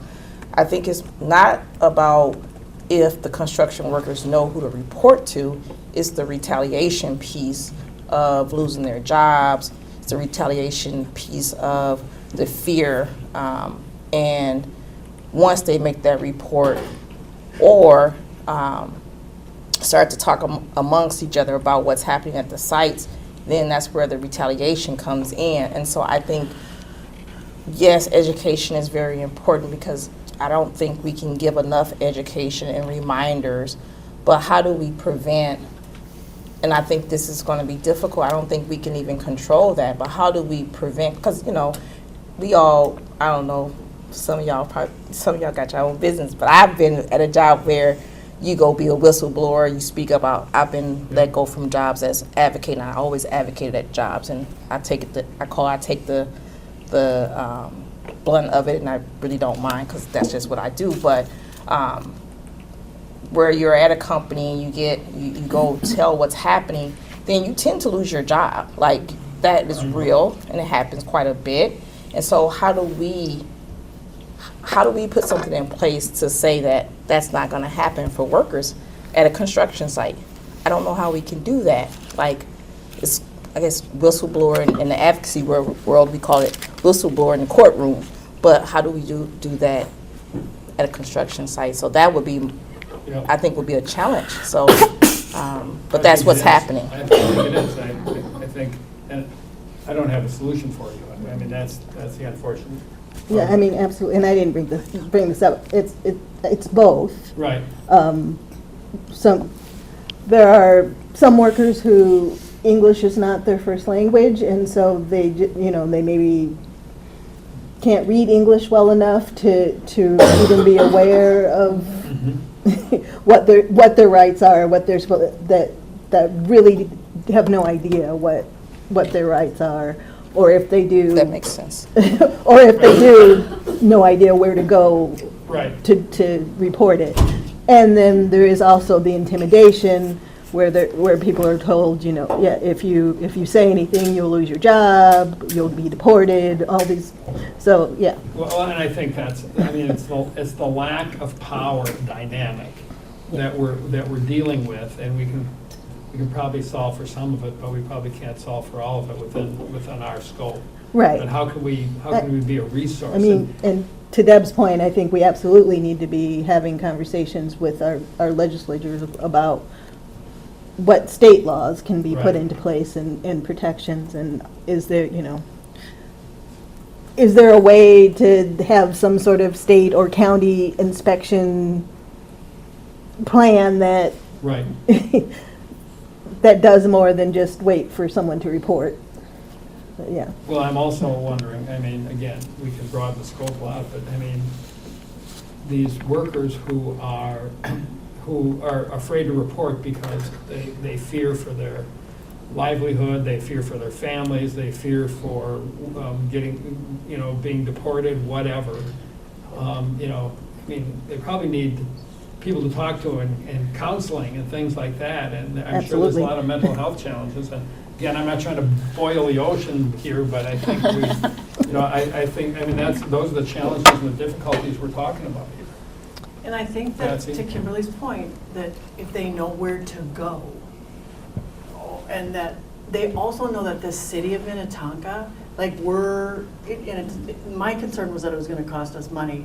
But if we do, we sort of direct people where to go, even if workers kind of have a sense that the city's in on this, like here we're showing the path, here's the different paths, I think it helps. I mean, I think everything helps.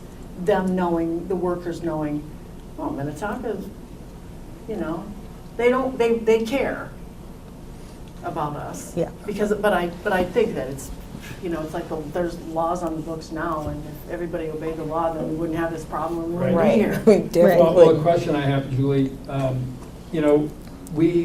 do have a we question. use CDBG, and we used to give money to Homeline to help people who were in housing crisis to avoid evictions and homelessness. We still and things do, like that. yes. And I know that. Mhm. Is there anything like that for workers? Whether it's at the state or the county level or somewhere where there's a resource, perhaps an anonymous resource, where they can call. That's really, I think, what C2O is all about. I mean, that's what Yeah. they do. They do Yeah. worker outreach, and that's what they do in Minneapolis, and that is their whole, Okay, thank you they're for that. the Yeah. go-to people. Okay. I just want to remind the council of a couple of things as you talk about this. It sounds really easy what you're saying. Pretty confident It doesn't it's not. sound really easy, but. I'm just going to remind you, we issue 8,000 construction permits in a year, right? Yeah. is its own job site. The contractor is the one pulling the permit. The education is not for the contractor, it's Right. for the worker on the Right. job Right. site. Yeah. So my point is, when you think about education, that's not your audience, right? You're Right. not trying to get to the contractor. The contractor already knows the laws. And so you've got 8,000 job sites in your city, and then, so I'm just, I'm following No, your that's thought important. process. That's I'm just important. trying to relate it, like, how would I get there?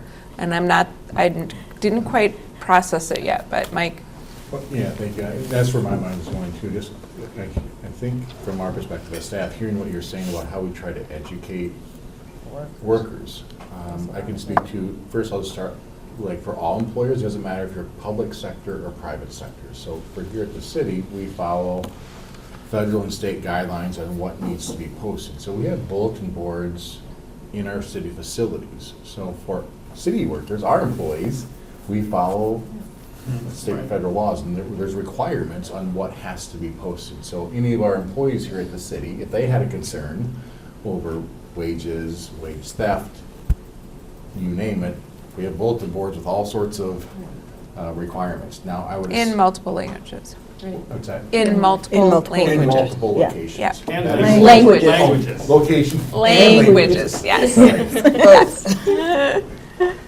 Apparently, I need my hearing checked. So that's a requirement, we're doing that, and so it doesn't matter if we're, like for Julie's point, a smaller contractor in the city that has one employee or two, the same requirements are for them as it is for a larger private sector employer. They have the same requirements. I think the difficulty that Julie alluded to is, how do we, I'm trying to visualize, what does that look like? How do we educate the workers? Because that's, again, not our audience. We're not dealing with them firsthand. And I think too, maybe I'm just more of an Yeah. out, that's a comment, maybe a question for Corinne and Julie is, for development projects, for example, we have development agreements. And so in those development agreements, they're lengthy documents. They're 20, 40, 50 pages in length. And so we as a city require developers to do all sorts of things, and that's, the slide that was up there alludes to a lot of what the city requires. And so we can put language in a development agreement, if we start with contractors, and if we go back to like C-Tool, for example, they were concerned with United Properties. So with any project in the city, we end up with a development agreement. And Corinne is instrumental in protecting, and writing that and protecting the city. They work with, Corinne and Julie work on those development agreements. Those development agreements cover lots of topics. And so we certainly can review that language, and we could say to developers in more definitive language, hey, you need to do A, B, C. But then, so we can say it in a development agreement, but then how do we, in essence, police that? How do you know what's happening? How do we know that it's occurring? And so I think that's what I'm trying to visualize is how do we then how do we put this in action? So Right. how do we put education in action? It looks like there's, I got some ideas coming. That's good, that's good. I already You have had us on the ideas. way. Yay. I got some ideas. So I think that's what, from a staff perspective, then how do we try to accomplish that? And frankly, fairness is another thing in And terms of how it's laid out for people, in terms of the education, that all workers are being educated, not just some. So when you talk about certain job sites that I hear you talking about, you're thinking big apartment projects. Right. I'm thinking of a tile company that's subcontracting for a major builder on a house that has four employees. You know what I'm saying? So I'm thinking about the fairness aspect. Roofing. Roofing is a Yeah, so it's not just these big apartment. That's what I'm hopefully, That's what Yeah, I was no, thinking. exactly, with I the worker agree. protection. Kizzy, you had a. Just for Excuse me. perspective. Yeah. The Construction Worker Wage Protection Act that was put in place last year, it makes the general contractor responsible for their subcontractors who mess up. But the state said it doesn't apply to any home improvement contracts or any projects for less than 10 single-family homes or duplexes. Right. So if you had a contractor doing a project for 5 homes, not going to apply. They have to be doing up to 10. And it also doesn't apply to any prevailing wage projects or contractors that already have collective bargaining agreements. The state took out a whole segment, and I'm thinking it's because it's too difficult. Right. Yeah. So that it makes just, sense. Well, and I think that, to your point, I mean, you know, I think we have to start small and maybe start, you know, with, you know, to the point, do the same thing the state did and say, okay, something is better than nothing. Let's follow the kind of the state's model and say, okay, we're gonna focus on these contractors and take 8,000 down to 1,000 or whatever. Just make it manageable. But even then, I mean, I agree. This is not something we're gonna decide and do tonight. This is something, well, it's a study session. We wouldn't do it tonight, but we're not gonna do it next month either. But I think it's an important topic. But Kizzy, Well, you have a few ideas you want to I just have one. So I Okay. was thinking, as Michael was saying, like, if you can put some information in the contract and say, okay, well, you have to provide so much education to your workers, maybe 30 minutes or an hour. I don't know, as an employment coach, we had to like give education to our folks who was going through our program. So give an education training or whatever to the employees, and then the city can do random like surveys, you know, because we're giving out 8,000 permits, so then we can do like random surveys to the 8,000 folks, or you know, I don't know how many you would do, 1,000 maybe, I don't know. Yeah. Just random surveys or something like that to make sure folks are actually getting that education piece, just checking to see if they're getting the education. So I think you could do something like that. I don't know. a lot of work That- for. yeah, that does sound like a Do lot they of work. register Department. their subcontractors with us? You know, their workers, yeah, I mean, that's if we have 8,000 contractors or projects. Permits. Permits. Permits. How many workers? I can't Exactly. Yeah, we don't Can't know. even tell you. Yeah. Don't have a guess. Yeah. Kimberly? And agreed, we're not gonna, not gonna nail it we're not tonight. gonna get there tonight, but this is in like further discussions, but just, so I will say in this Building Dignity and Respect Code, they want, and not that anyone would agree to this, but it's in there, that they want contractors to agree to provide, I think it's 3 hours of education per worker, and through like them or approved trainers, and to also pay them their hourly wage During the training. during the training. Yeah, that's good. Yeah, right, that's the part that I went, oh.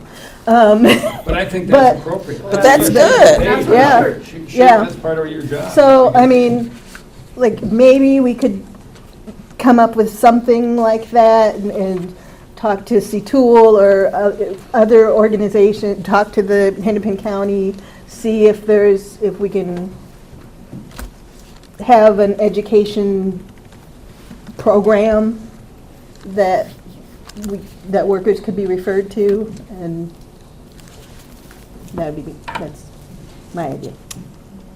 That's good I too. think we're onto something. I think I also, you know, having just hired a contractor who, you know, I did a great job, but it was a small-ish project. You know, we had a permit. That guy's not gonna sit and do an hour. I mean, we have to have some level of, Well, you know. I think to the mayor's point that maybe we start with larger. Right, Yeah, over a certain number of, a certain size of project. And then if we're successful with that, we can look to see if there are ways to expand it to smaller. I just want to make one more comment Please. on that, if that's okay. I think that's a great idea, and the one issue I do say, you know, kind of piggybacking on what Rebecca said earlier, is that I wonder if this then, if, you know, paid education, then of course, for projects that are gonna be city-assisted for affordable housing and things like that, that's gonna add cost to that. So just, I mean, again, kind of looking at all the consequences of things like that, I think is gonna be important as we look forward. Maybe there's, you know, like the mayor was saying, a halfway thing where we encourage, require whatever, that they provide a link to a website, whether it's on our city thing that has all of the resources in multiple languages that people can reach out to. And that we just say, you must provide this to all workers on your site. I mean, again, we can't, no teeth, but even something like that, where there's links to, you know, that information, and, you know, we can say, you know, I don't know that we can check on everything, but we say, please, you know, refer all of your workers to our Minnetonka, you know, whatever, our thing, and it's a thing on their Anonymous website that they can reach Yeah. from their phone or something. That's a Our first worker step. protection page or I whatever. considered that, but I think then we're getting down the rabbit hole. But we also would like need to maybe provide, like, you know, say, you can come here to this room to watch the training video. Not everybody's going to have access to internet. Not everybody's going to have. Well, Almost everybody does. Yeah. Not undocumented workers that are being human trafficked. So I'm just saying, it's part of a larger conversation, but yeah. No, Kimberly, I appreciate what you're bringing forward, and I agree with you. I mean, I think we have an interest in protecting workers. But we're also getting into some of the difficulties and complexities of, it's easy to say and hard to do, and that doesn't mean we shouldn't do it. Yeah. So let me throw out a few thoughts, because I mean, we've all probably got our own thoughts. We're gonna circle back at this, let's think about it. But also, you know, I will commit to reading all of this stuff more thoroughly than I did tonight.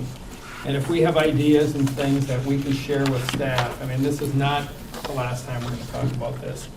I don't think we're ready for prime time yet, but I think that, and clearly, you know, we don't want to create a huge protocol for the city, you know, that would require staffing and all sorts of things. There's got to be resources, and the state's been working on this. I mean, it was clear from the Attorney General's note that he sees a need and wants the help of cities in this. But at the same time, I think it's, you know, a matter of, it's a challenging area. It takes resources, and where the resources come from. Nobody's talked about that. And so there's a lot of hurdles to work through. But maybe together with staff and council, and maybe doing a little bit more research, we can have some more definitive ideas and share them with Mike, and then see what next steps come from that. Is that a reasonable approach? I think so. Mike, go ahead. Yeah, I think, so it's October, and Yeah. so coming up in December we'll go through the exercise, an exercise for establishing our 2025 study session work plan. We'll put this on that list, and likely, as indicated, we'll come back in 2025 for further conversation. In the meantime, I think this has been a really good conversation.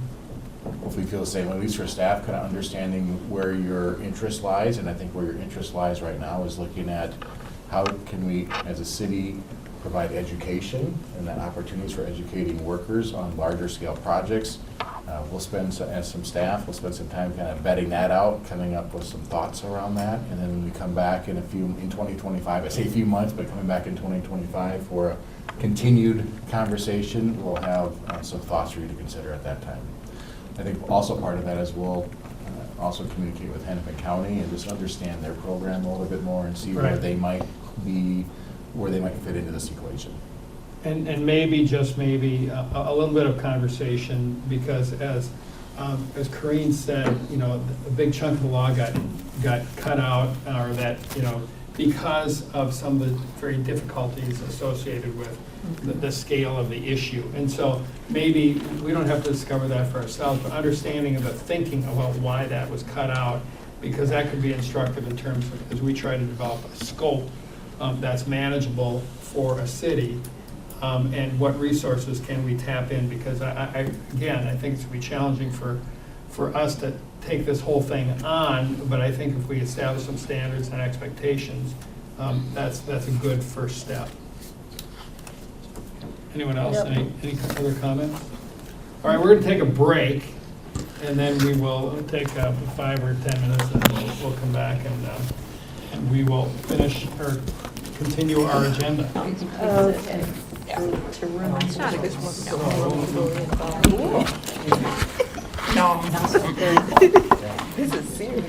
All right, the next item on the agenda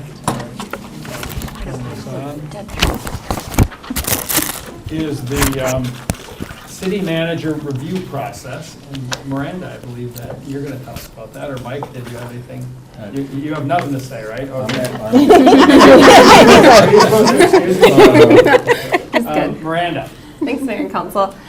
So tonight we're just going to review the city manager review process. We're talking about the review tonight. It's just the process that leads up to the review. So each year we have 2 new members in the council. So tonight we're just going to go through with the process. We're going to go through the form that we've used the last umpteen years. I don't even know how many years that form has been around. And then, so each year the city manager of Minnetonka undergoes a performance review as outlined in the employee agreement. So Article 3 of that agreement says that it has to happen in the last fiscal quarter of each calendar year. We generally do it one of the last study session or council meetings of the year. This year it is slated for December 2nd, 2024, which would happen in closed session after the last agenda item on that night. The evaluation provides important feedback to the city manager's alignment with city strategic priorities and their leadership and manager competencies. So when we review the form, you'll see that all of our priorities are there, and then of course leadership and management as well. So the action tonight is to review the process and then provide feedback going in 2025. So our current process is done by the assistant city manager. That's long-standing, that this position has always conducted this process. So early November, I will email both council and the directors the evaluation form, asking you to complete it. Once submitted, I usually give a couple of weeks timeline on that. I do compile all of the responses into one single document, and I do 1, 2, 3, 4, I just number them so they're anonymous on who's completing them. And then they are shared confidentially with the city council through a confidential packet. I do a form that is director's responses and then council responses. So they're 2 different compiled documents, but they are both confidential. Under the state statute, a public body is permitted to close for the evaluation of a performance review of an individual under its authority. The individual must be identified prior to the meeting's closure. However, the employee has the option to keep it open. So that is an option. So if there ever is a time that comes where the employee chooses to keep it open, that is their discretion to do that. Additionally, the statute requires that a summary of the evaluation's conclusion be presented at the next open meeting. Generally, the mayor has done that, either at a study session or regular meeting. It's whatever meeting is directly next from the performance review. So if on December 2nd, that is a regular meeting, we have a study session the next Monday, so the mayor would do the summary at that study session. So review of the form. I'm going to pull it up. So that's really all it is. I send you guys a document. You complete the document, you send it back, then you go into closed session with the employee, and you have the conversation. That's really where my role kind of starts and ends, but this is the evaluation of the employee and the council. So there is a rating scale. I will pull up the form here. The rating scale is a 1 through 5. So the performance review has both open-ended questions and rating questions. So a quick snapshot, if you are the person who is giving the performance review or filling it out, 1 is unsatisfactory. So it's a 1 through 5 scale. Performance consistently falls below expectations. Number 2, it needs improvement. So you would select 2 if this falls there. Performance generally meets expectations but requires improvement in certain areas. Proficient would be a 3. Consistently meets expectations in all aspects of the role. 4, exemplary, consistently exceeds expectation and often goes above and beyond. And 5 is outstanding, performance consistently far exceeds expectations, demonstrating exceptional contributions. Again, the document provides both rating scale and open-ended comments. Well, hold up here. I would say that in the couple of years I've done this and even years prior, the rating scale is great. I would say even as an employee who gets performance reviews, the comments are really what I feel employees pay a lot of attention to. So this is the form. So you'd receive this from me. It'll say the year, so it'd be this year 2024, last year 2023. So going into the December performance review, you're dating back to January. So it's this current year. So from January of 24 to December of 24, you're doing it on that calendar year. Your name, the date, this would say council name. Again, here's that rating scale. And then here are 6 strategic priorities. So again, this performance review focuses on our strategic priorities and the leadership and management competencies. So you'd select 1 through 5. There is the definitions of each one underneath it, so you don't have to have a document with you. You'd grade on there. Then you go into the comments. So please provide comments and specific examples of how this person manages and advances strategic priorities. Please provide examples if you have any. Specific examples are always really great. And then please provide examples on how some employee makes a difference in the organization and/or community. So that's really focusing on those strategic priorities and the 6 different pillars of which we talk about a lot. We then move into our competencies. So we have leadership, organizational management. Again, there are descriptions under each one. Mayor and council support, fiscal management, community relations, strategic planning, and then shared values. Our shared values, if you ever need more information on those, let me know. Those are more internal focus, but there is a description here of what those are. We go into then another comments section, add comments regarding the areas, the performance, all of those areas. There is a time or two where you'll see on the director's sheet that they don't select mayor and council support because we don't often play in those roles. And so if a director ever leaves that blank, that is common. And then please provide direction on any initiative or issue you'd like to see the employee to pursue or advance in the future. And that is, oh, there's one more. And then any additional feedback you wish to share with the employee. So that is the sum of the form.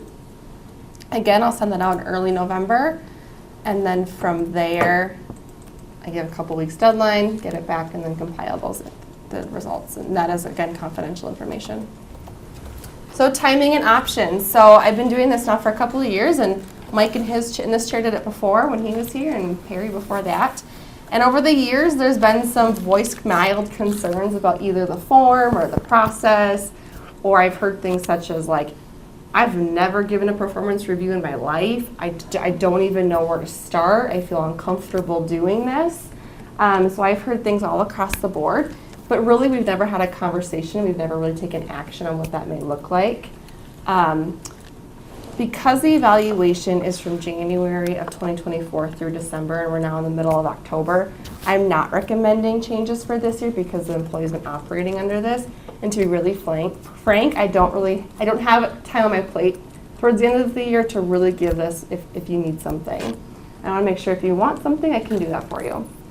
So tonight, staff is seeking feedback on the process and form to potentially revise in 2025. So kind of focusing on it now, we can get a Q1 priority, so then we can get things wrapped up on that. So if council provides feedback, staff will present options at a future meeting.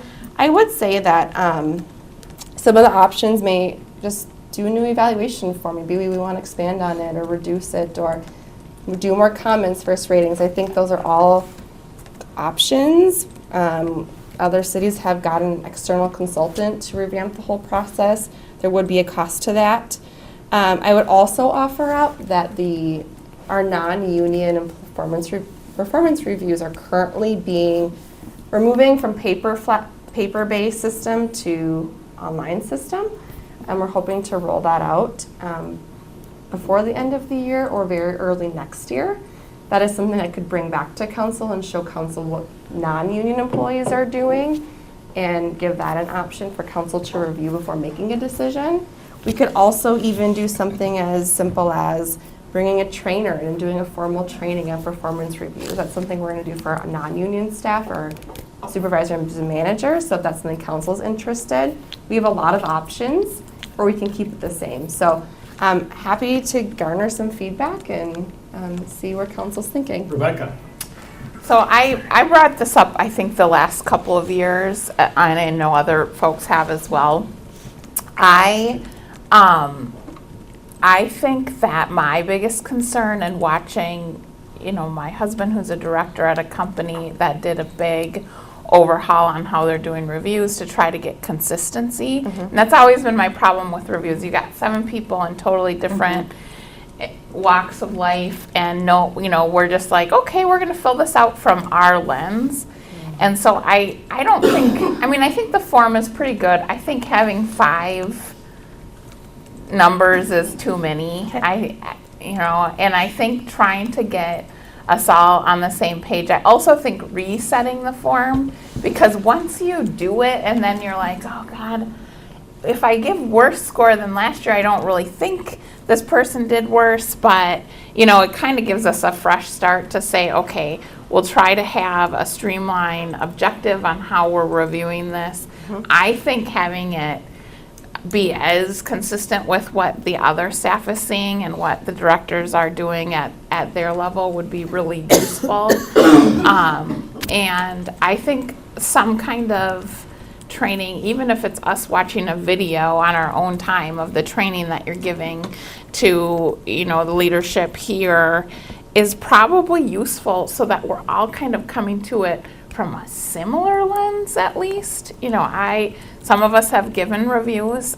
There's probably those of us up here who have never had to give reviews by virtue of the work that we do. So those are all, the form almost seems less material to me than like trying to get the council on the same page. I think that's the most useful way we can give a review. Thank you. Other comments, anyone? Yep. So Kimberly? I've sort of along the same lines of what Rebecca was talking about, and I was thinking about the sort of frustration that Rebecca expressed last time with some of the 3s and 4s, where I think the people giving the 3s and 4s weren't considering those a bad rating.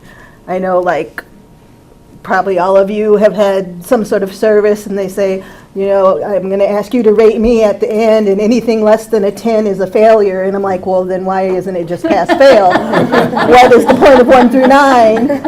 Right? So, and again, as Minnesotans, a lot of us, good is good. And we don't necessarily tend to go to the excellent. We don't necessarily tend to give the highest rating. Yeah. So to Rebecca's point, if there was some sort of understanding about what it really means when we give a 3, is that considered a bad rating? Sort of thing, yeah. You're going to have great inflation. Right. Yeah. Other comments, anyone? Yeah, that's, I'm sorry. Patsy, go ahead. When I get an eval from my work, my boss says, here's what they mean, here's what 1 means, here's what 2 means, and he says it, I've been there for, 12 years, and he says it the same thing every time, just so that it's clear about what he's saying to me. And it really helps me, because like you said, 3s are different for some people, and 5 is, what is 5? I was like, wow, what is he paying money to us? It seemed like really amazing. Yeah, I think, I agree. I think getting everyone on a pretty level playing field. I've gotten evaluations for many years, but I was in a sophisticated system at General Mills, and 3 said fully satisfactory. You had a fully satisfactory, well, you're doing the job. But it also meant at General Mills, if you got a 3, you were never getting promoted. Yep. I mean, you had to get a 4 or 5 to be considered. Now, that didn't mean you were never, or excuse me, you weren't getting promoted during this period. You were going to get promoted. If you're going to get promoted, you have to improve your performance and get a 4 or 5 if you want to move ahead. Fully satisfactory meant you get to stay in place and keep the same job until you're old. And, so, I mean, I think really getting some clarity on what do we mean with these evaluations, because I think the form is fine. The descriptions are, okay, the 5s are hard to get. They should be hard to get. But you shouldn't have to walk on water. And the description for a 5 basically says, you walk on water. You've never made a mistake in your life. You've never had bad breath. I mean, it's like, it's not realistic. And then so to say that we're going to evaluate people and either not believe what we're saying or score them in a way that is inconsistent with what is practical and realistic. I mean, that's the concern that I have with the form. It's not with the form, it's not what we're being asked, it's the rating scale is not realistic in my view, and that concerns me. Totally agree. And then the other thing I would say is, in terms of feedback, let's, not everyone's used the form. Not everyone's done the job. Let's ask the same question, a couple months, or after the first of the year, when we've gone through the whole process and we've all experienced it, then let's evaluate what we've just done rather than, I don't like this, I don't like that, but I've never used it. Yeah, that's a good idea. I would say at work, they just instituted a performance pay system for people that are at the highest grade, highest step in their grade. And it's supposed to be motivation, to achieve those high marks. By the same token, a person in HR that's helping to implement this new program told me, as we were seeking some clarity on it, I don't want to see, they're having all of the directors turn these forms in to HR to make sure that there is some consistency and it's not all over the board and, you have some high scores and low scores and, is it being applied equitably? And basically they were saying, I don't want to see a whole bunch of top scores because you can get 0%, 1%, 2%, 3%. The idea is not everyone should deserve the 3% pay increase per year. And so, but for people that really love their employees and want to keep them motivated, it's tough. And we have a great city, and I mean so much talent here, and it just reflects well. I think having that consistent, anything that'll help us be consistent this way, because I think people really do. I'm reading performance evaluations all year long from directors. And so I see how different people approach it, and everyone's so different. Anything to help us be more consistent in our understanding of what we're trying to reflect, and frankly, what's helpful to Mike also. So I think the comments are important, but I mean, I agree. There are a lot of scores, and just simplifying the scoring might make it a little easier. Because I know a lot of performance evaluations just for rank and file employees is satisfactory, unsatisfactory. Not all of them, but some of them. So. Any other comments, anyone? All right. Then we'll wrap that one up. Yeah, Miranda, thank you. do you have anything? No, I feel I have enough. So what I have is, I'll come back in January after we finish up this review. We'll clean up some of those numbers, clean up some of those descriptions, and then provide some training for consistency. Great. Okay, I thank think you. training's a great idea. Yeah, very good. So that takes us. Yeah, thank you. Yeah. I'd just add that when Miranda sends that out, what I normally do what I've done in previous years that I plan to do again is I'll have a memo attached to that, or I'll give it to Miranda so she can attach a memo, and that'll be helpful hopefully for you as you fill out the form, because it'll give you my thoughts and observations and some of my own reflections as you get that information. I'll try to keep it fairly short, but it'll be just a summary of this year and again, some of my thoughts, and I'll get that to you with that memo, so hopefully that'll be some good information as you fill out the Great. form. Thanks, Mike. Anything else, anyone? Otherwise, item D, November study session topics. Mike? Yeah, thank you, Mayor, Council. So in your staff report is then taking a look at November study session. We have 2 items on that agenda. That'll be November 4th, which is the 2025 Enterprise Fund budget. So this is our look at our enterprise fund. So it'd be mainly our utility accounts, and then, for example, Williston, Grays Bay Marina, and some of our other accounts that are not general funds. So we'll take a look at those on November 4th, and then Ms. Wishnack will be back for the rental registry updates. So that is a look at 2024, because that was a newer program here this last year, and so Julie will come back with information on that. And then quickly looking ahead, then in December, that will be a full study session agenda where we've got, as I mentioned earlier, one item is the strategic profile action steps. So we'll spend a little time again bringing back those action steps that are going to be compiled by staff here. And then we'll have our study session work plan. So we'll start teasing out items for 2025. I've got, as always, a list going on that. So if you have anything between now and then, I know we're meeting, there's some one-on-ones coming up, so if you have items that you want considered, that's not the only time, but start thinking about items that you want up for next year, and we'll start that process of vetting that out and creating our 2025 study session work plan. We'll also then, in that same vein, start gearing up for our legislative breakfast, any legislative priorities we have as a city. Again, I've got another list generated on that based on conversations that we've had throughout the year, or when I've heard feedback from council on potential legislative priorities. So I've got a list going on that. So we'll also talk about what that looks like for 2025 as we gear up for inviting our legislators here in January. And then the other item will be council and staff annual appointments.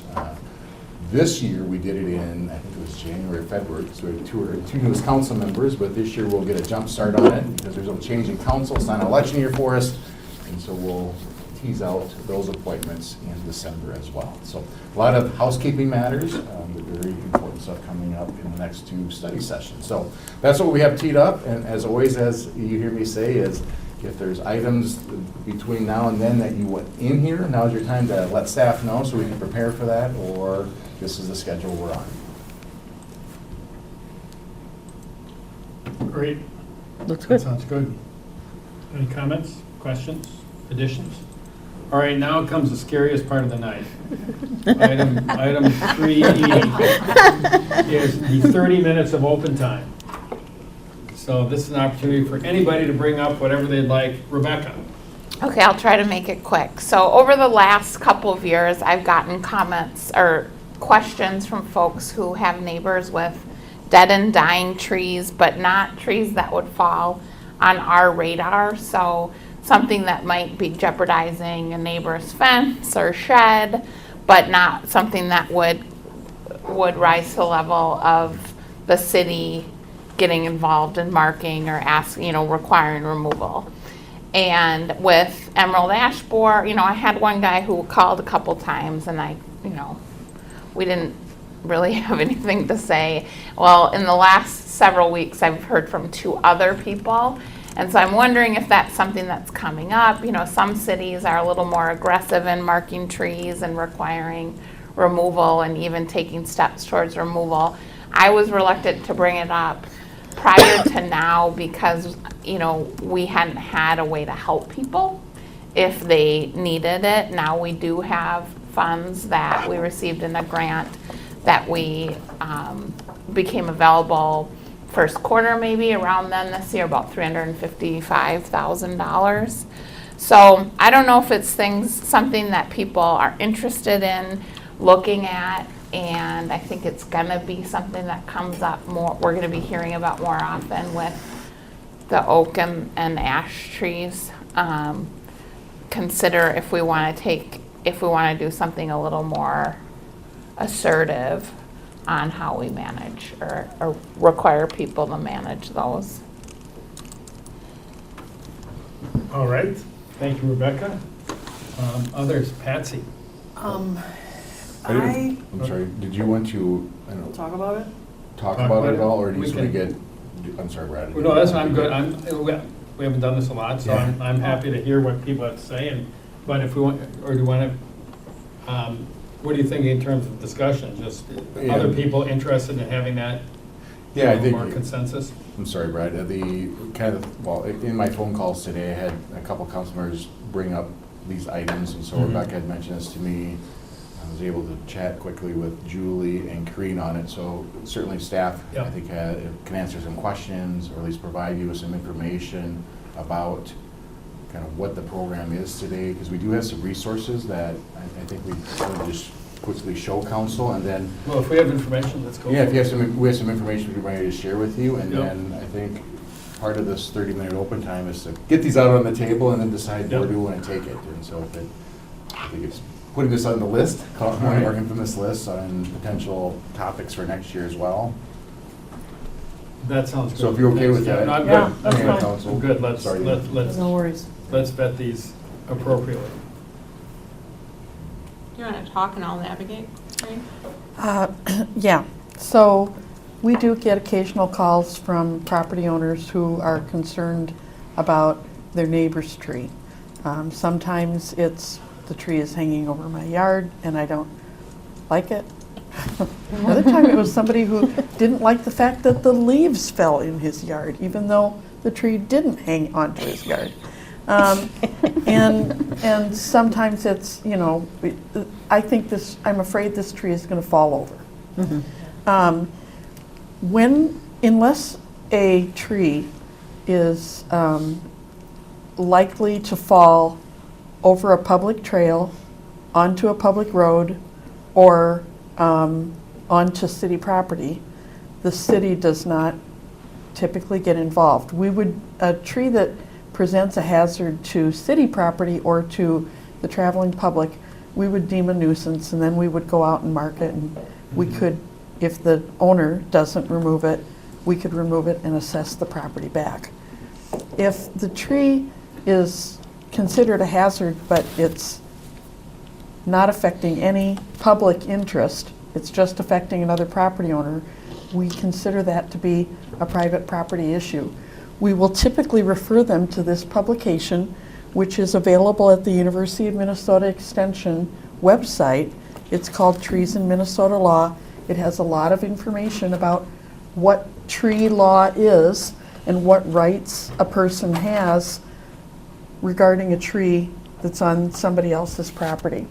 But we don't give them any legal advice. We just refer them to this article and tell them, you may find the answer to your question in here. You want to refer your specific situation to page 6.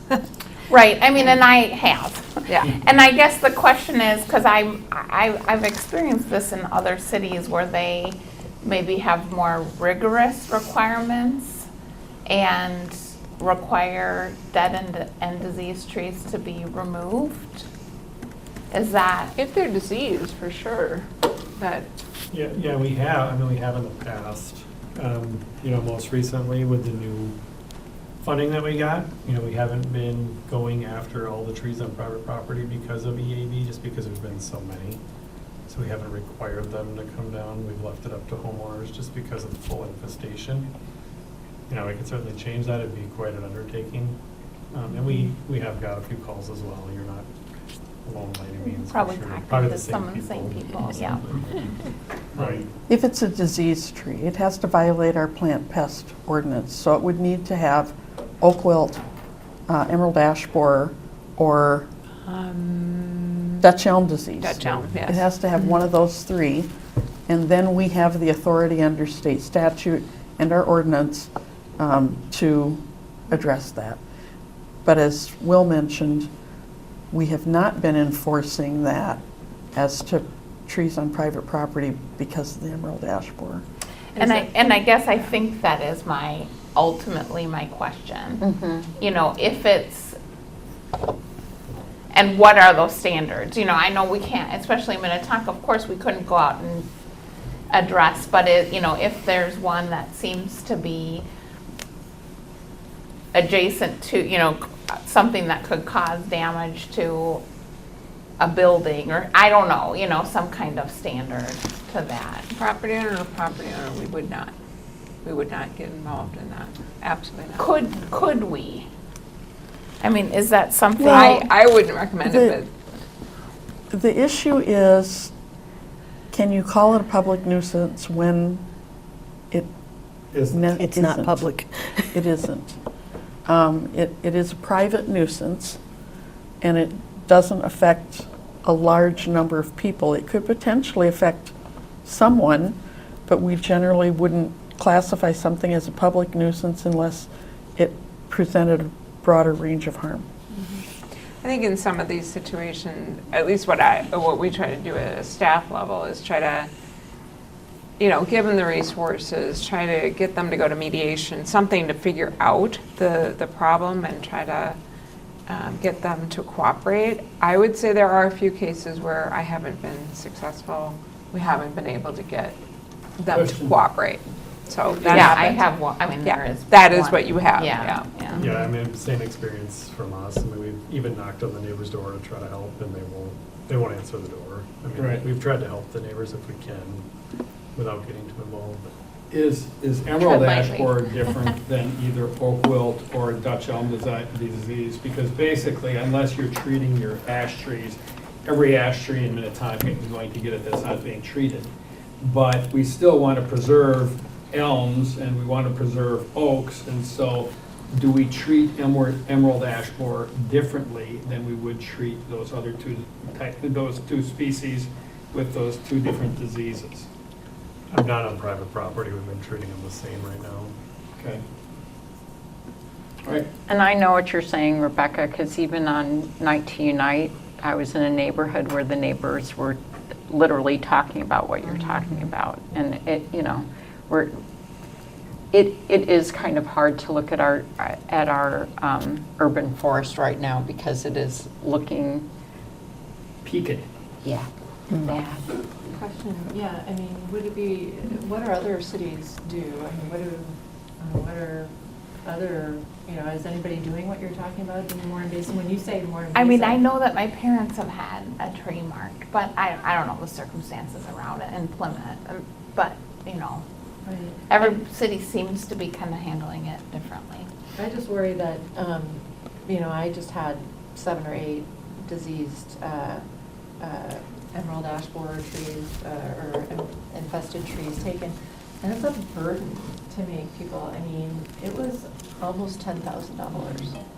So, you know, if we're gonna all of a sudden be dictating that, and not everybody's gonna, you know, kind of be eligible for that funding, I just, that is one concern, I guess. I mean, how do we, you know, how do you go in and arbit, you know, I don't know how to do that. Yeah, and to answer your question, I mean, we haven't talked about it since we were fully infested with EAV, but we had looked at other cities and, you know, they weren't doing more than us at the time. There's probably a few that are that I'm not remembering, but for the most part, they're not going on to private property and having them cut them down. It's hard. No, it is. And we have a lot of ash trees. All right, we cover that one, or anybody else, anything more on that issue? Or Patsy, you had something you want to share? Well, Leslie being here made me think of it, and I'm sorry to talk to you about it, because I've had people complain about chemical use on their lawns.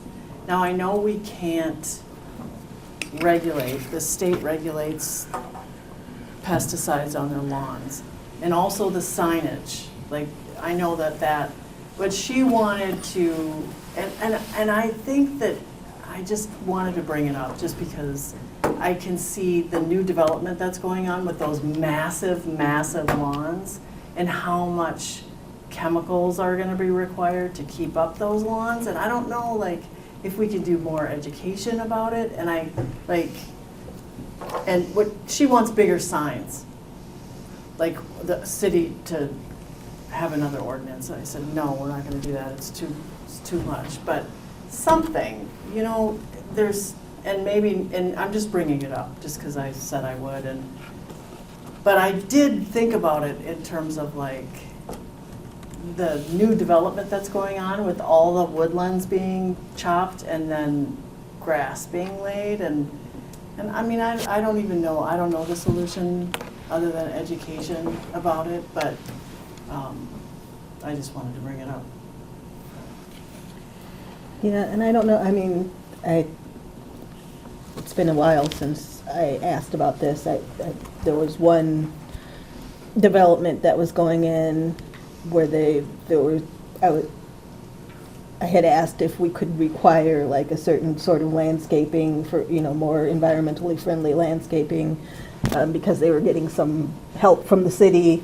And I think the answer was yes, but it didn't end up happening, and I haven't revisited it since then, but I don't know if that's something when we're looking at our zoning and land use and tree ordinance and all those things, are there ways, that, particularly in developments that are getting TIF money or assistance from the city, are there ways that we can maybe require more pollinator-friendly lawns or, you know, something aside from just turf grass? Ms. Wishnet. That is in the ordinance now, and so just so you know that applies to all development. So that's in there today. So I'm not sure what development you're talking about, but. I was talking about all the houses that are, you know, the one on Plymouth Road that they're taking down all the trees. Okay, not all the trees came down. I want to make, No. that's another thing. That is not exactly what happened. but, A bunch of trees came down. There are a number of No. trees that met the ordinance that were taken out of the Exactly, settlement. I Thank you. totally agree, I totally agree. Sorry, Nothing- sensitivity. Yeah, no, nothing like that. Yeah. Not at all. Got it. I'm just saying that, you know. Yeah, and they are required to plant with the pollinators according to the new landscaping ordinance Oh, okay. percentage. They are okay. required to do Oh, that.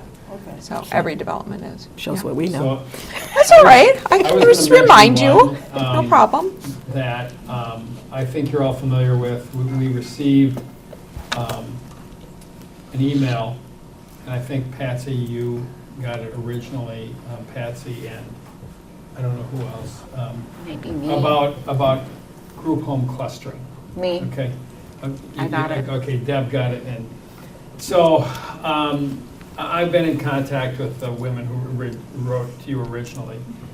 And I said, you know, I'm responding in part because this is a concern that I've had for some time. And all of you who know me know that I really support group homes. But I also I've got some strong opinions on the way I support them, because I think that when the state preempted cities and said that we have no authority to stop group homes that have 6 or fewer residents, I strongly support that. And I think it gave cities a lot of cover, because otherwise, if they hadn't done that, we'd be getting calls for all these small group homes and things, and it's just better to say the state's taken that authority away from us and we're in better shape.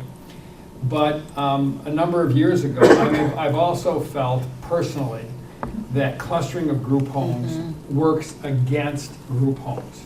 I mean, I want people to support group homes because we need group homes.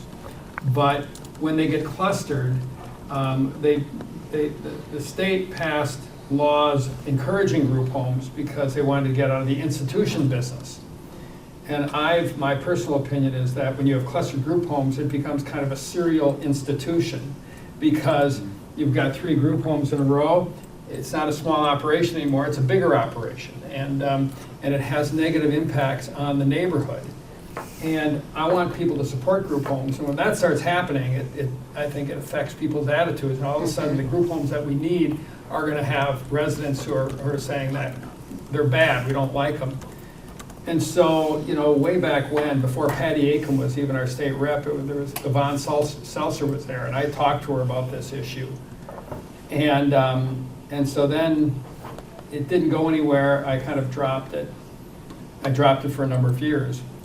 But then when these ladies wrote, I thought a really good letter.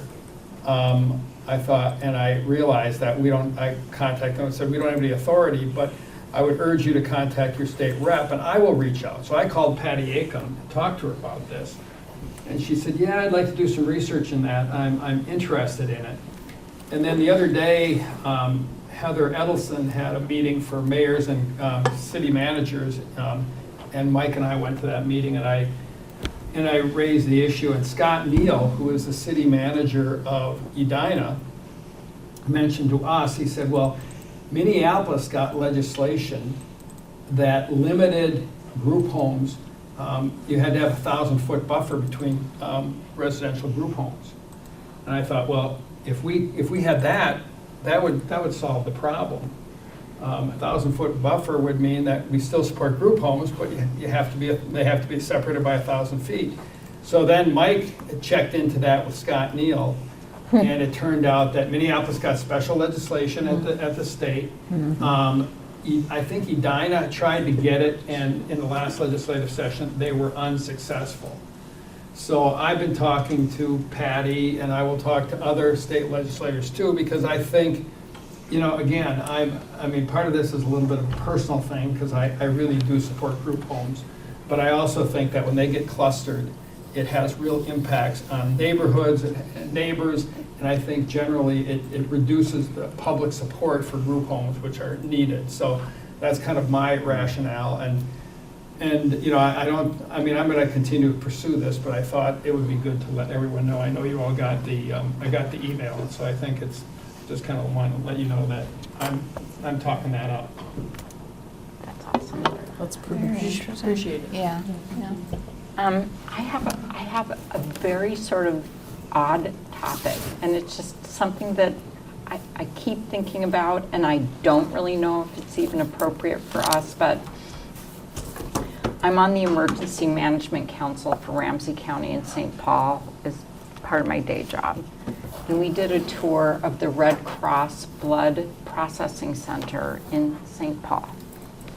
And it is fascinating, and it's a little known fact that it is a regional blood processing center. So it processes all the blood, I think, all the way from St. Louis, Missouri to Minnesota.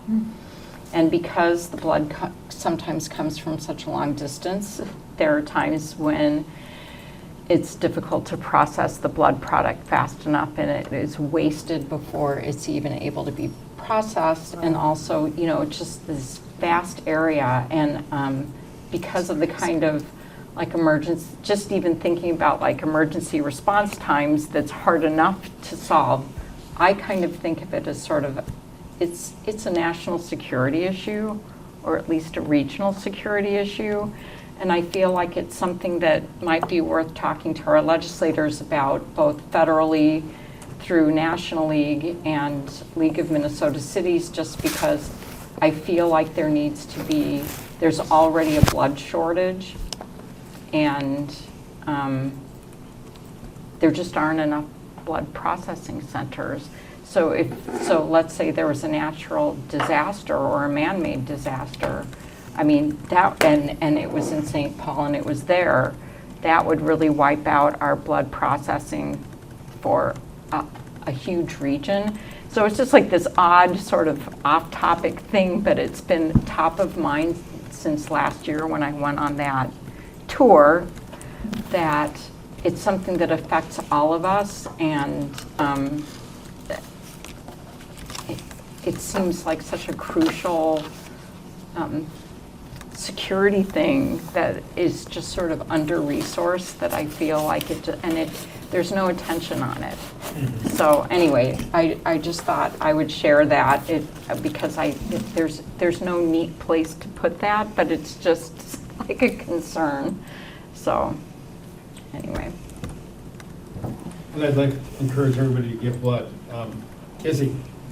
I have two things I want to ask about or talk about. One is the small businesses. I know I keep hammering this home, but small businesses in Minnetonka, specifically Black and brown folks. I had asked Mike about this, but and I'm just talking about it because I'm a small business and I'm going to be vouching because I just think it's important. But I tend to go to Minneapolis every time there's an event there. Like I went to Open Streets in Minneapolis over north, and then they also have them in South Minneapolis every year. And I'm wondering if we could, possibly look at doing something similar to that in our city. And then also, I'm going to this North Side Business Luncheon, and it's really about teaching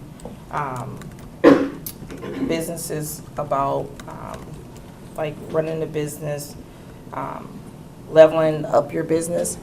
And I think it's important because we don't talk about it enough. I know we have Elevate Hennepin, and I do use that service, but I think about small businesses in our city.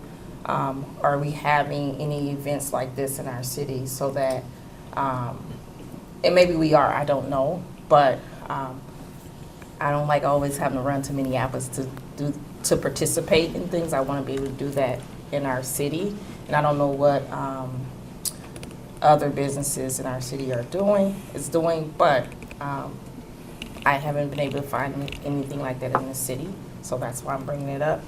And then also, I want to talk about the youth program that's with Hopkins School. I know I keep bringing that up as well. I started working at my church, and it was really nice to see that we had 3 interns that my friend is running the daycare as a director who just recently started in the last couple of months, and they already have interns there, and they were 3 African-American students from Hopkins High School, and I was training with them today, and I was really shocked to see them there because I didn't know we had this intern program, and they were 12th graders. And so just to see them there, and I was like, oh wow, how long you guys been here? And they said we've been here for 3 weeks, and the kids was really excited.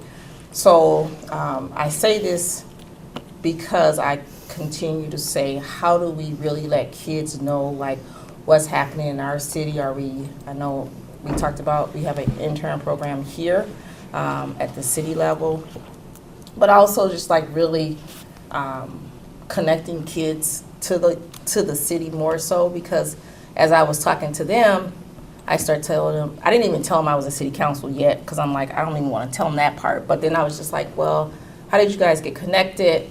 And I know my friend, Molly, who's working for the church that I go to, Grace, she's really introverted, and she lives in Minneapolis, and she has worked with white woman, but has worked with a lot of Black folks over the years. And she came out and campaigned for me in Minnetonka, and she took kids out door knocking, and she said, Kizzy, it's really different out here. And like every time I bring my friends out here, they're like, it's different. How do you continue to like encourage Black and brown students? This is from a white woman. How do you continue to encourage Black and brown students to get connected to services, programs in our city? And I said, she came from Minneapolis to Minnetonka, worked at Grace Church in Minnetonka, and connected youth from Hopkins right away to Grace Church. And I thought that was amazing. So I would love to see more of that in our city. If she can do it, we can grow that so Black and brown kids can have some of the similar experiences that white children have. And I just can't say it no other way, but I just want them to continue to get those opportunities as much as they can. Thank you, Kizzy.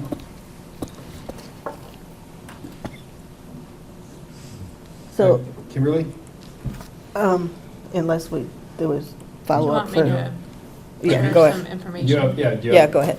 So, Kizzy, we've had some really interesting chamber meetings lately, which have been really well attended. 50? 50 business owners, mostly small business. I would say definitely people of color that have businesses as well. So that's a great outlet if you're looking for something or if you want to share that with people. I was at the DEI Commission 2 weeks ago when they had their meeting, and we talked about outreach and opportunities, promoting economic development programs like Open to Business and Elevate, as you shared. A lot of those members were not aware of those programs, and so it was a good education for the people on the commission, and we've asked them to help us spread information and resources to people who are talking to them. So first example of that was Jay's at his booth at the open house last Tuesday had all of the Elevate Hennepin and the Open to Business brochures at his desk as well as at our desk. So if people were coming to him for other reasons or talking to him, that he had access immediately to our program. So we've had some good synergy. Hopefully that continues, and I hope the DA Commission members feel confident enough now that they know some information that they can help us be ambassadors for some of those assistance programs. So that was a good kind of synergy of people that we've had recently. But definitely the Chamber has been very active in this market, more so than my 19 years of being with the city. It's always been kind of starts and stops with chambers, and since we've had the Minneapolis Chamber, it's going through its own transitions, and we only had about 35 businesses who belong to that, way different than what's happening with the Wayzata Chamber. And I don't know, Mike, if you've been to a lot of them, I find them to be very good networking events for businesses. Yeah, to Julie's point, I'm probably going to sound repetitive, but I think Julie covered it. But it's been really quite transformational in a way, just our relationship with the Wayzata Chamber this year, because they are looking to be partners with us. And they're doing the same with the city of Plymouth, because we're feeling, say we, but I think our businesses don't have a great home. Mm-hmm. And because of A place to be. Place to be. Mm-hmm. We may have a great home here in Minnetonka, but a home meaning like a chamber type. Right. And there's Minneapolis Chambers going through their transition. They've gone through many of those here in the last few years. And so those have been really well attended. So I think that's a great opportunity for businesses to get involved. Wayzata Chamber is really promoting it. It's really growing. Hopefully that sticks and we don't see other transition in that, but I think it's exciting on that front. And then I would maybe pivot quickly if Miranda wanted to just touch a little bit on on the ACE program, just highlighting our relationship with Hopkins School District on that front. And then, go ahead, Miranda. Yeah, happy to. So the ACE program is Advanced Career Employment, and that's really focused on kids, youth with barriers. So it's ages 16 to 24, and one of the criteria is they've had to have a barrier in their life. So it's not aimed at those advanced students, it's really aimed at those students who maybe have a hard home life, maybe don't have transportation, maybe are a BIPOC student and haven't had an opportunity. So we had 6 interns this year, great success. So we partner with Hopkins in that joint agreement with it. They start to promote, we promote alongside them. This last year, that we went into the school districts, and most of them were Hopkins students as well. So that's been really interesting. A lot of BIPOC students came in the door, as well as other students too. Really interesting. They have really good experiences and provide a lot. So this is the program. Again, it's for the summer for 8 weeks. Sarissa has a big hand in this as well, helping with our supervisors and managers, organizing, helping them create work plans. We try and find a balance between exposing them to city, like they do a police ride-along and a fire ride-along. We also try and give them a really good project they can add on their resume, as well as exposing them to all of the areas of local government. They also do a really great job of providing them with courses at the beginning of their ACE program of here's how you send a professional email, here's how you open an email, here's how you work don't sit at your desk and sing. Make sure you come in a professional presence, and if you need help with that, we'll help you through that. Our folks over in Public Works will be given work boots, so that they're able to do their jobs in a safe manner as well. So really trying to capture these students and get them in the door to help build resumes as well. Jace, being a previous teacher in Minnetonka area, also has a really great connection to schools. So our two students on DEI commission, one is a Blake student and one is a Minnetonka student, both the youth of color on that commission. So Jace's connections too is around Minnetonka, and as being a previous teacher has been really instrumental too on helping build that network of youth.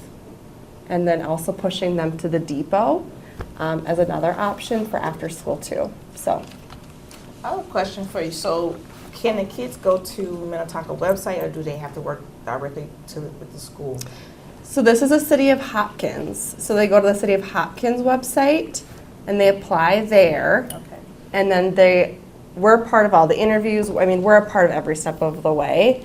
But we do push them to one fill-out application here at the City of Hopkins. So it's really a joint effort between the two cities.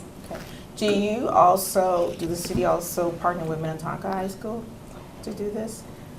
So we partner with the City of Hopkins, and we do open it to Minnetonka. I think we only had one student from Minnetonka apply and get placed. So we partner with the City of Hopkins and then the school districts surrounding. So Doesn't matter where they go to school. yeah, it doesn't matter where they go to school.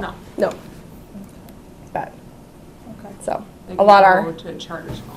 Yeah, they can go to charter school. They can, and one of ours this year did. One of our ACE interns this year went to a boarding school, goes to a boarding school somewhere else, and comes home in the summer.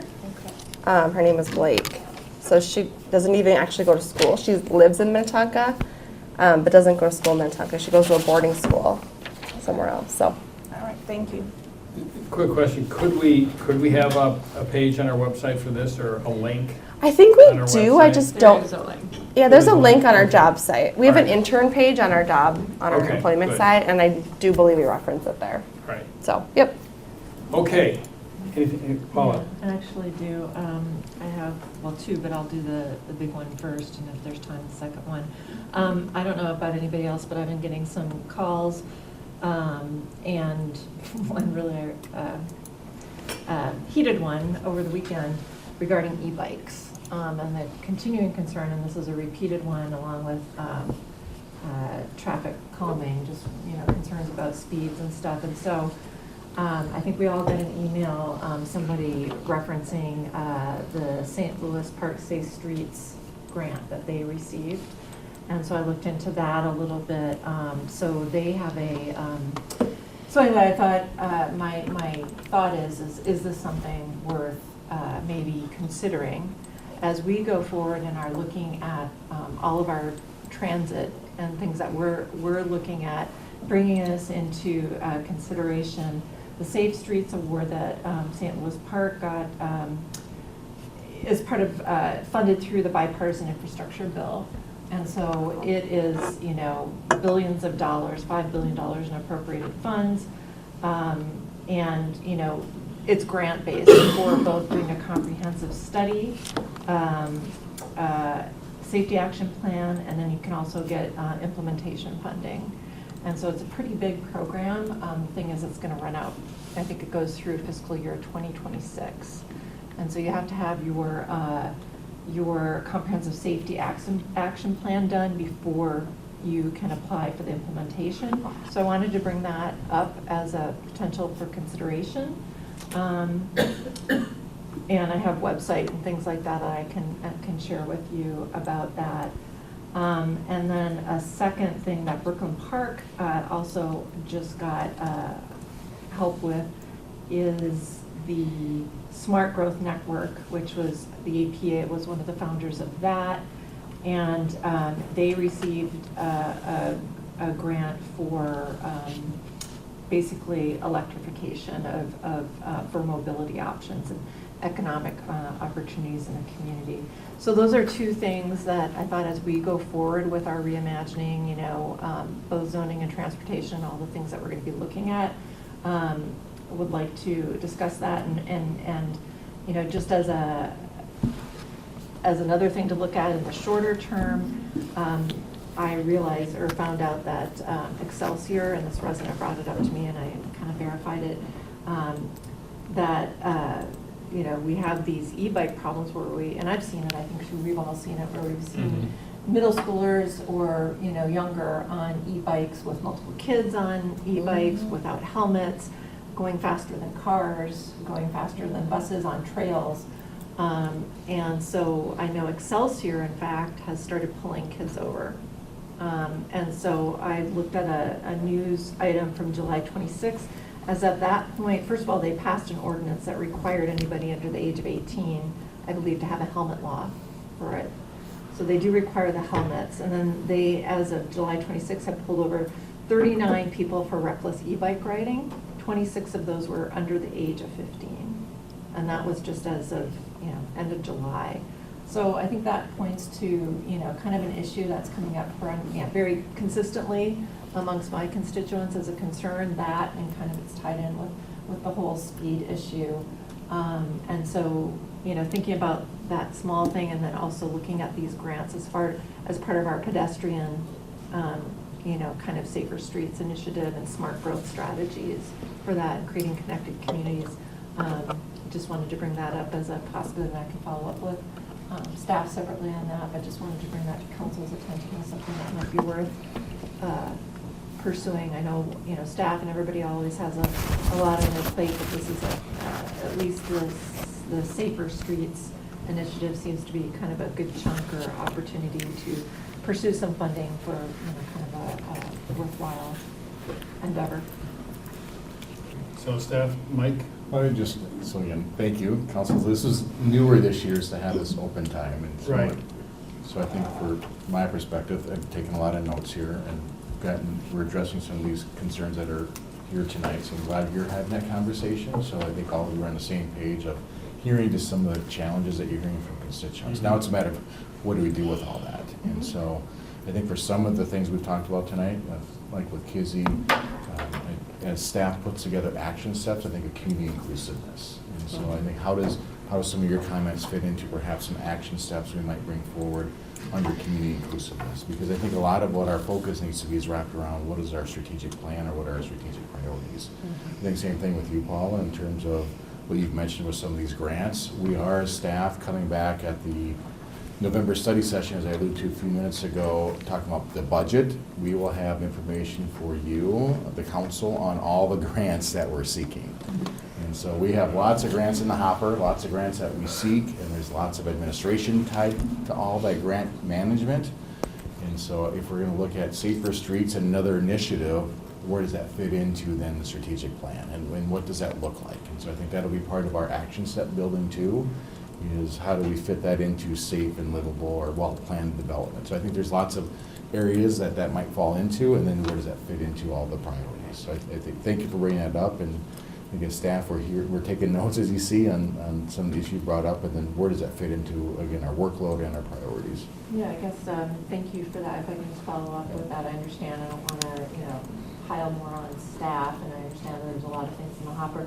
I just would ask my fellow council members, is this an issue that you are hearing about? This is something, maybe this is just Ward 3, but I'm hearing about this all the time in terms of, you know, pedestrian safety, in terms of the, you know, frustration with e-bikes. I see it. I mean, I'm see on it, the trails.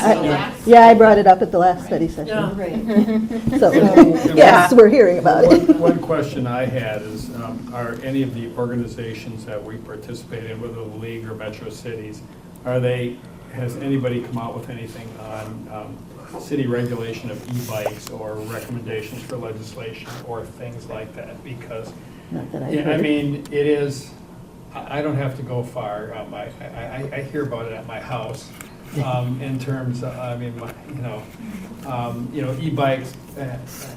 My wife complains to me about that a lot from, well, one, what are these young kids doing on these? They should be riding bikes and getting exercise. Exactly. But two, they're on the trails zipping around, and as somebody who runs on the trails, it's frustrating enough when a regular biker does not announce them, so they come by quietly and startle you, which is one thing. But then when they're young kids on an e-bike with no helmets and going 25 miles an hour, we have legislation that says no motorized vehicles on those trails, and who says that a 25 mile per hour e-bike is not a motorized vehicle? I don't. It's an You know, electric motor. Yeah, it is, but I think as the world changes, maybe so there's, I think, a lot of things in that some work with our legislators, but maybe there are ordinances and enforcement that, and signage that can be part of that. Yeah, I think, I'm sorry, I didn't address that. With the e-bikes, we did have, was it Minnetonka? Well, I gotta think here. Give me a second. So we had some concerns coming from e-bikes on trails. You're getting it, so was staff. And so one of the complaints we got was e-bikes by Minnetonka Middle School East. And so state law, there's already state law that you have to be 15 years, if you're 15 or younger, I think you have to wear a helmet. You can't even ride e-bikes. And you can't ride, 15 Under and, 15. that's 15, helmets are required. If you're 15 and under, you can't ride them. Period. But we saw at the beginning of the school year, parents were buying their kids e-bikes even though they were not 15. And what students were doing were driving them down the trail, parking them on the edge of the school property, chain linking them to the fence, and that became a concern. And so our police and our SROs work with Minnetonka schools. That issue's been resolved, at least with the school. There's a lot of communication with the parents were happening the first few weeks.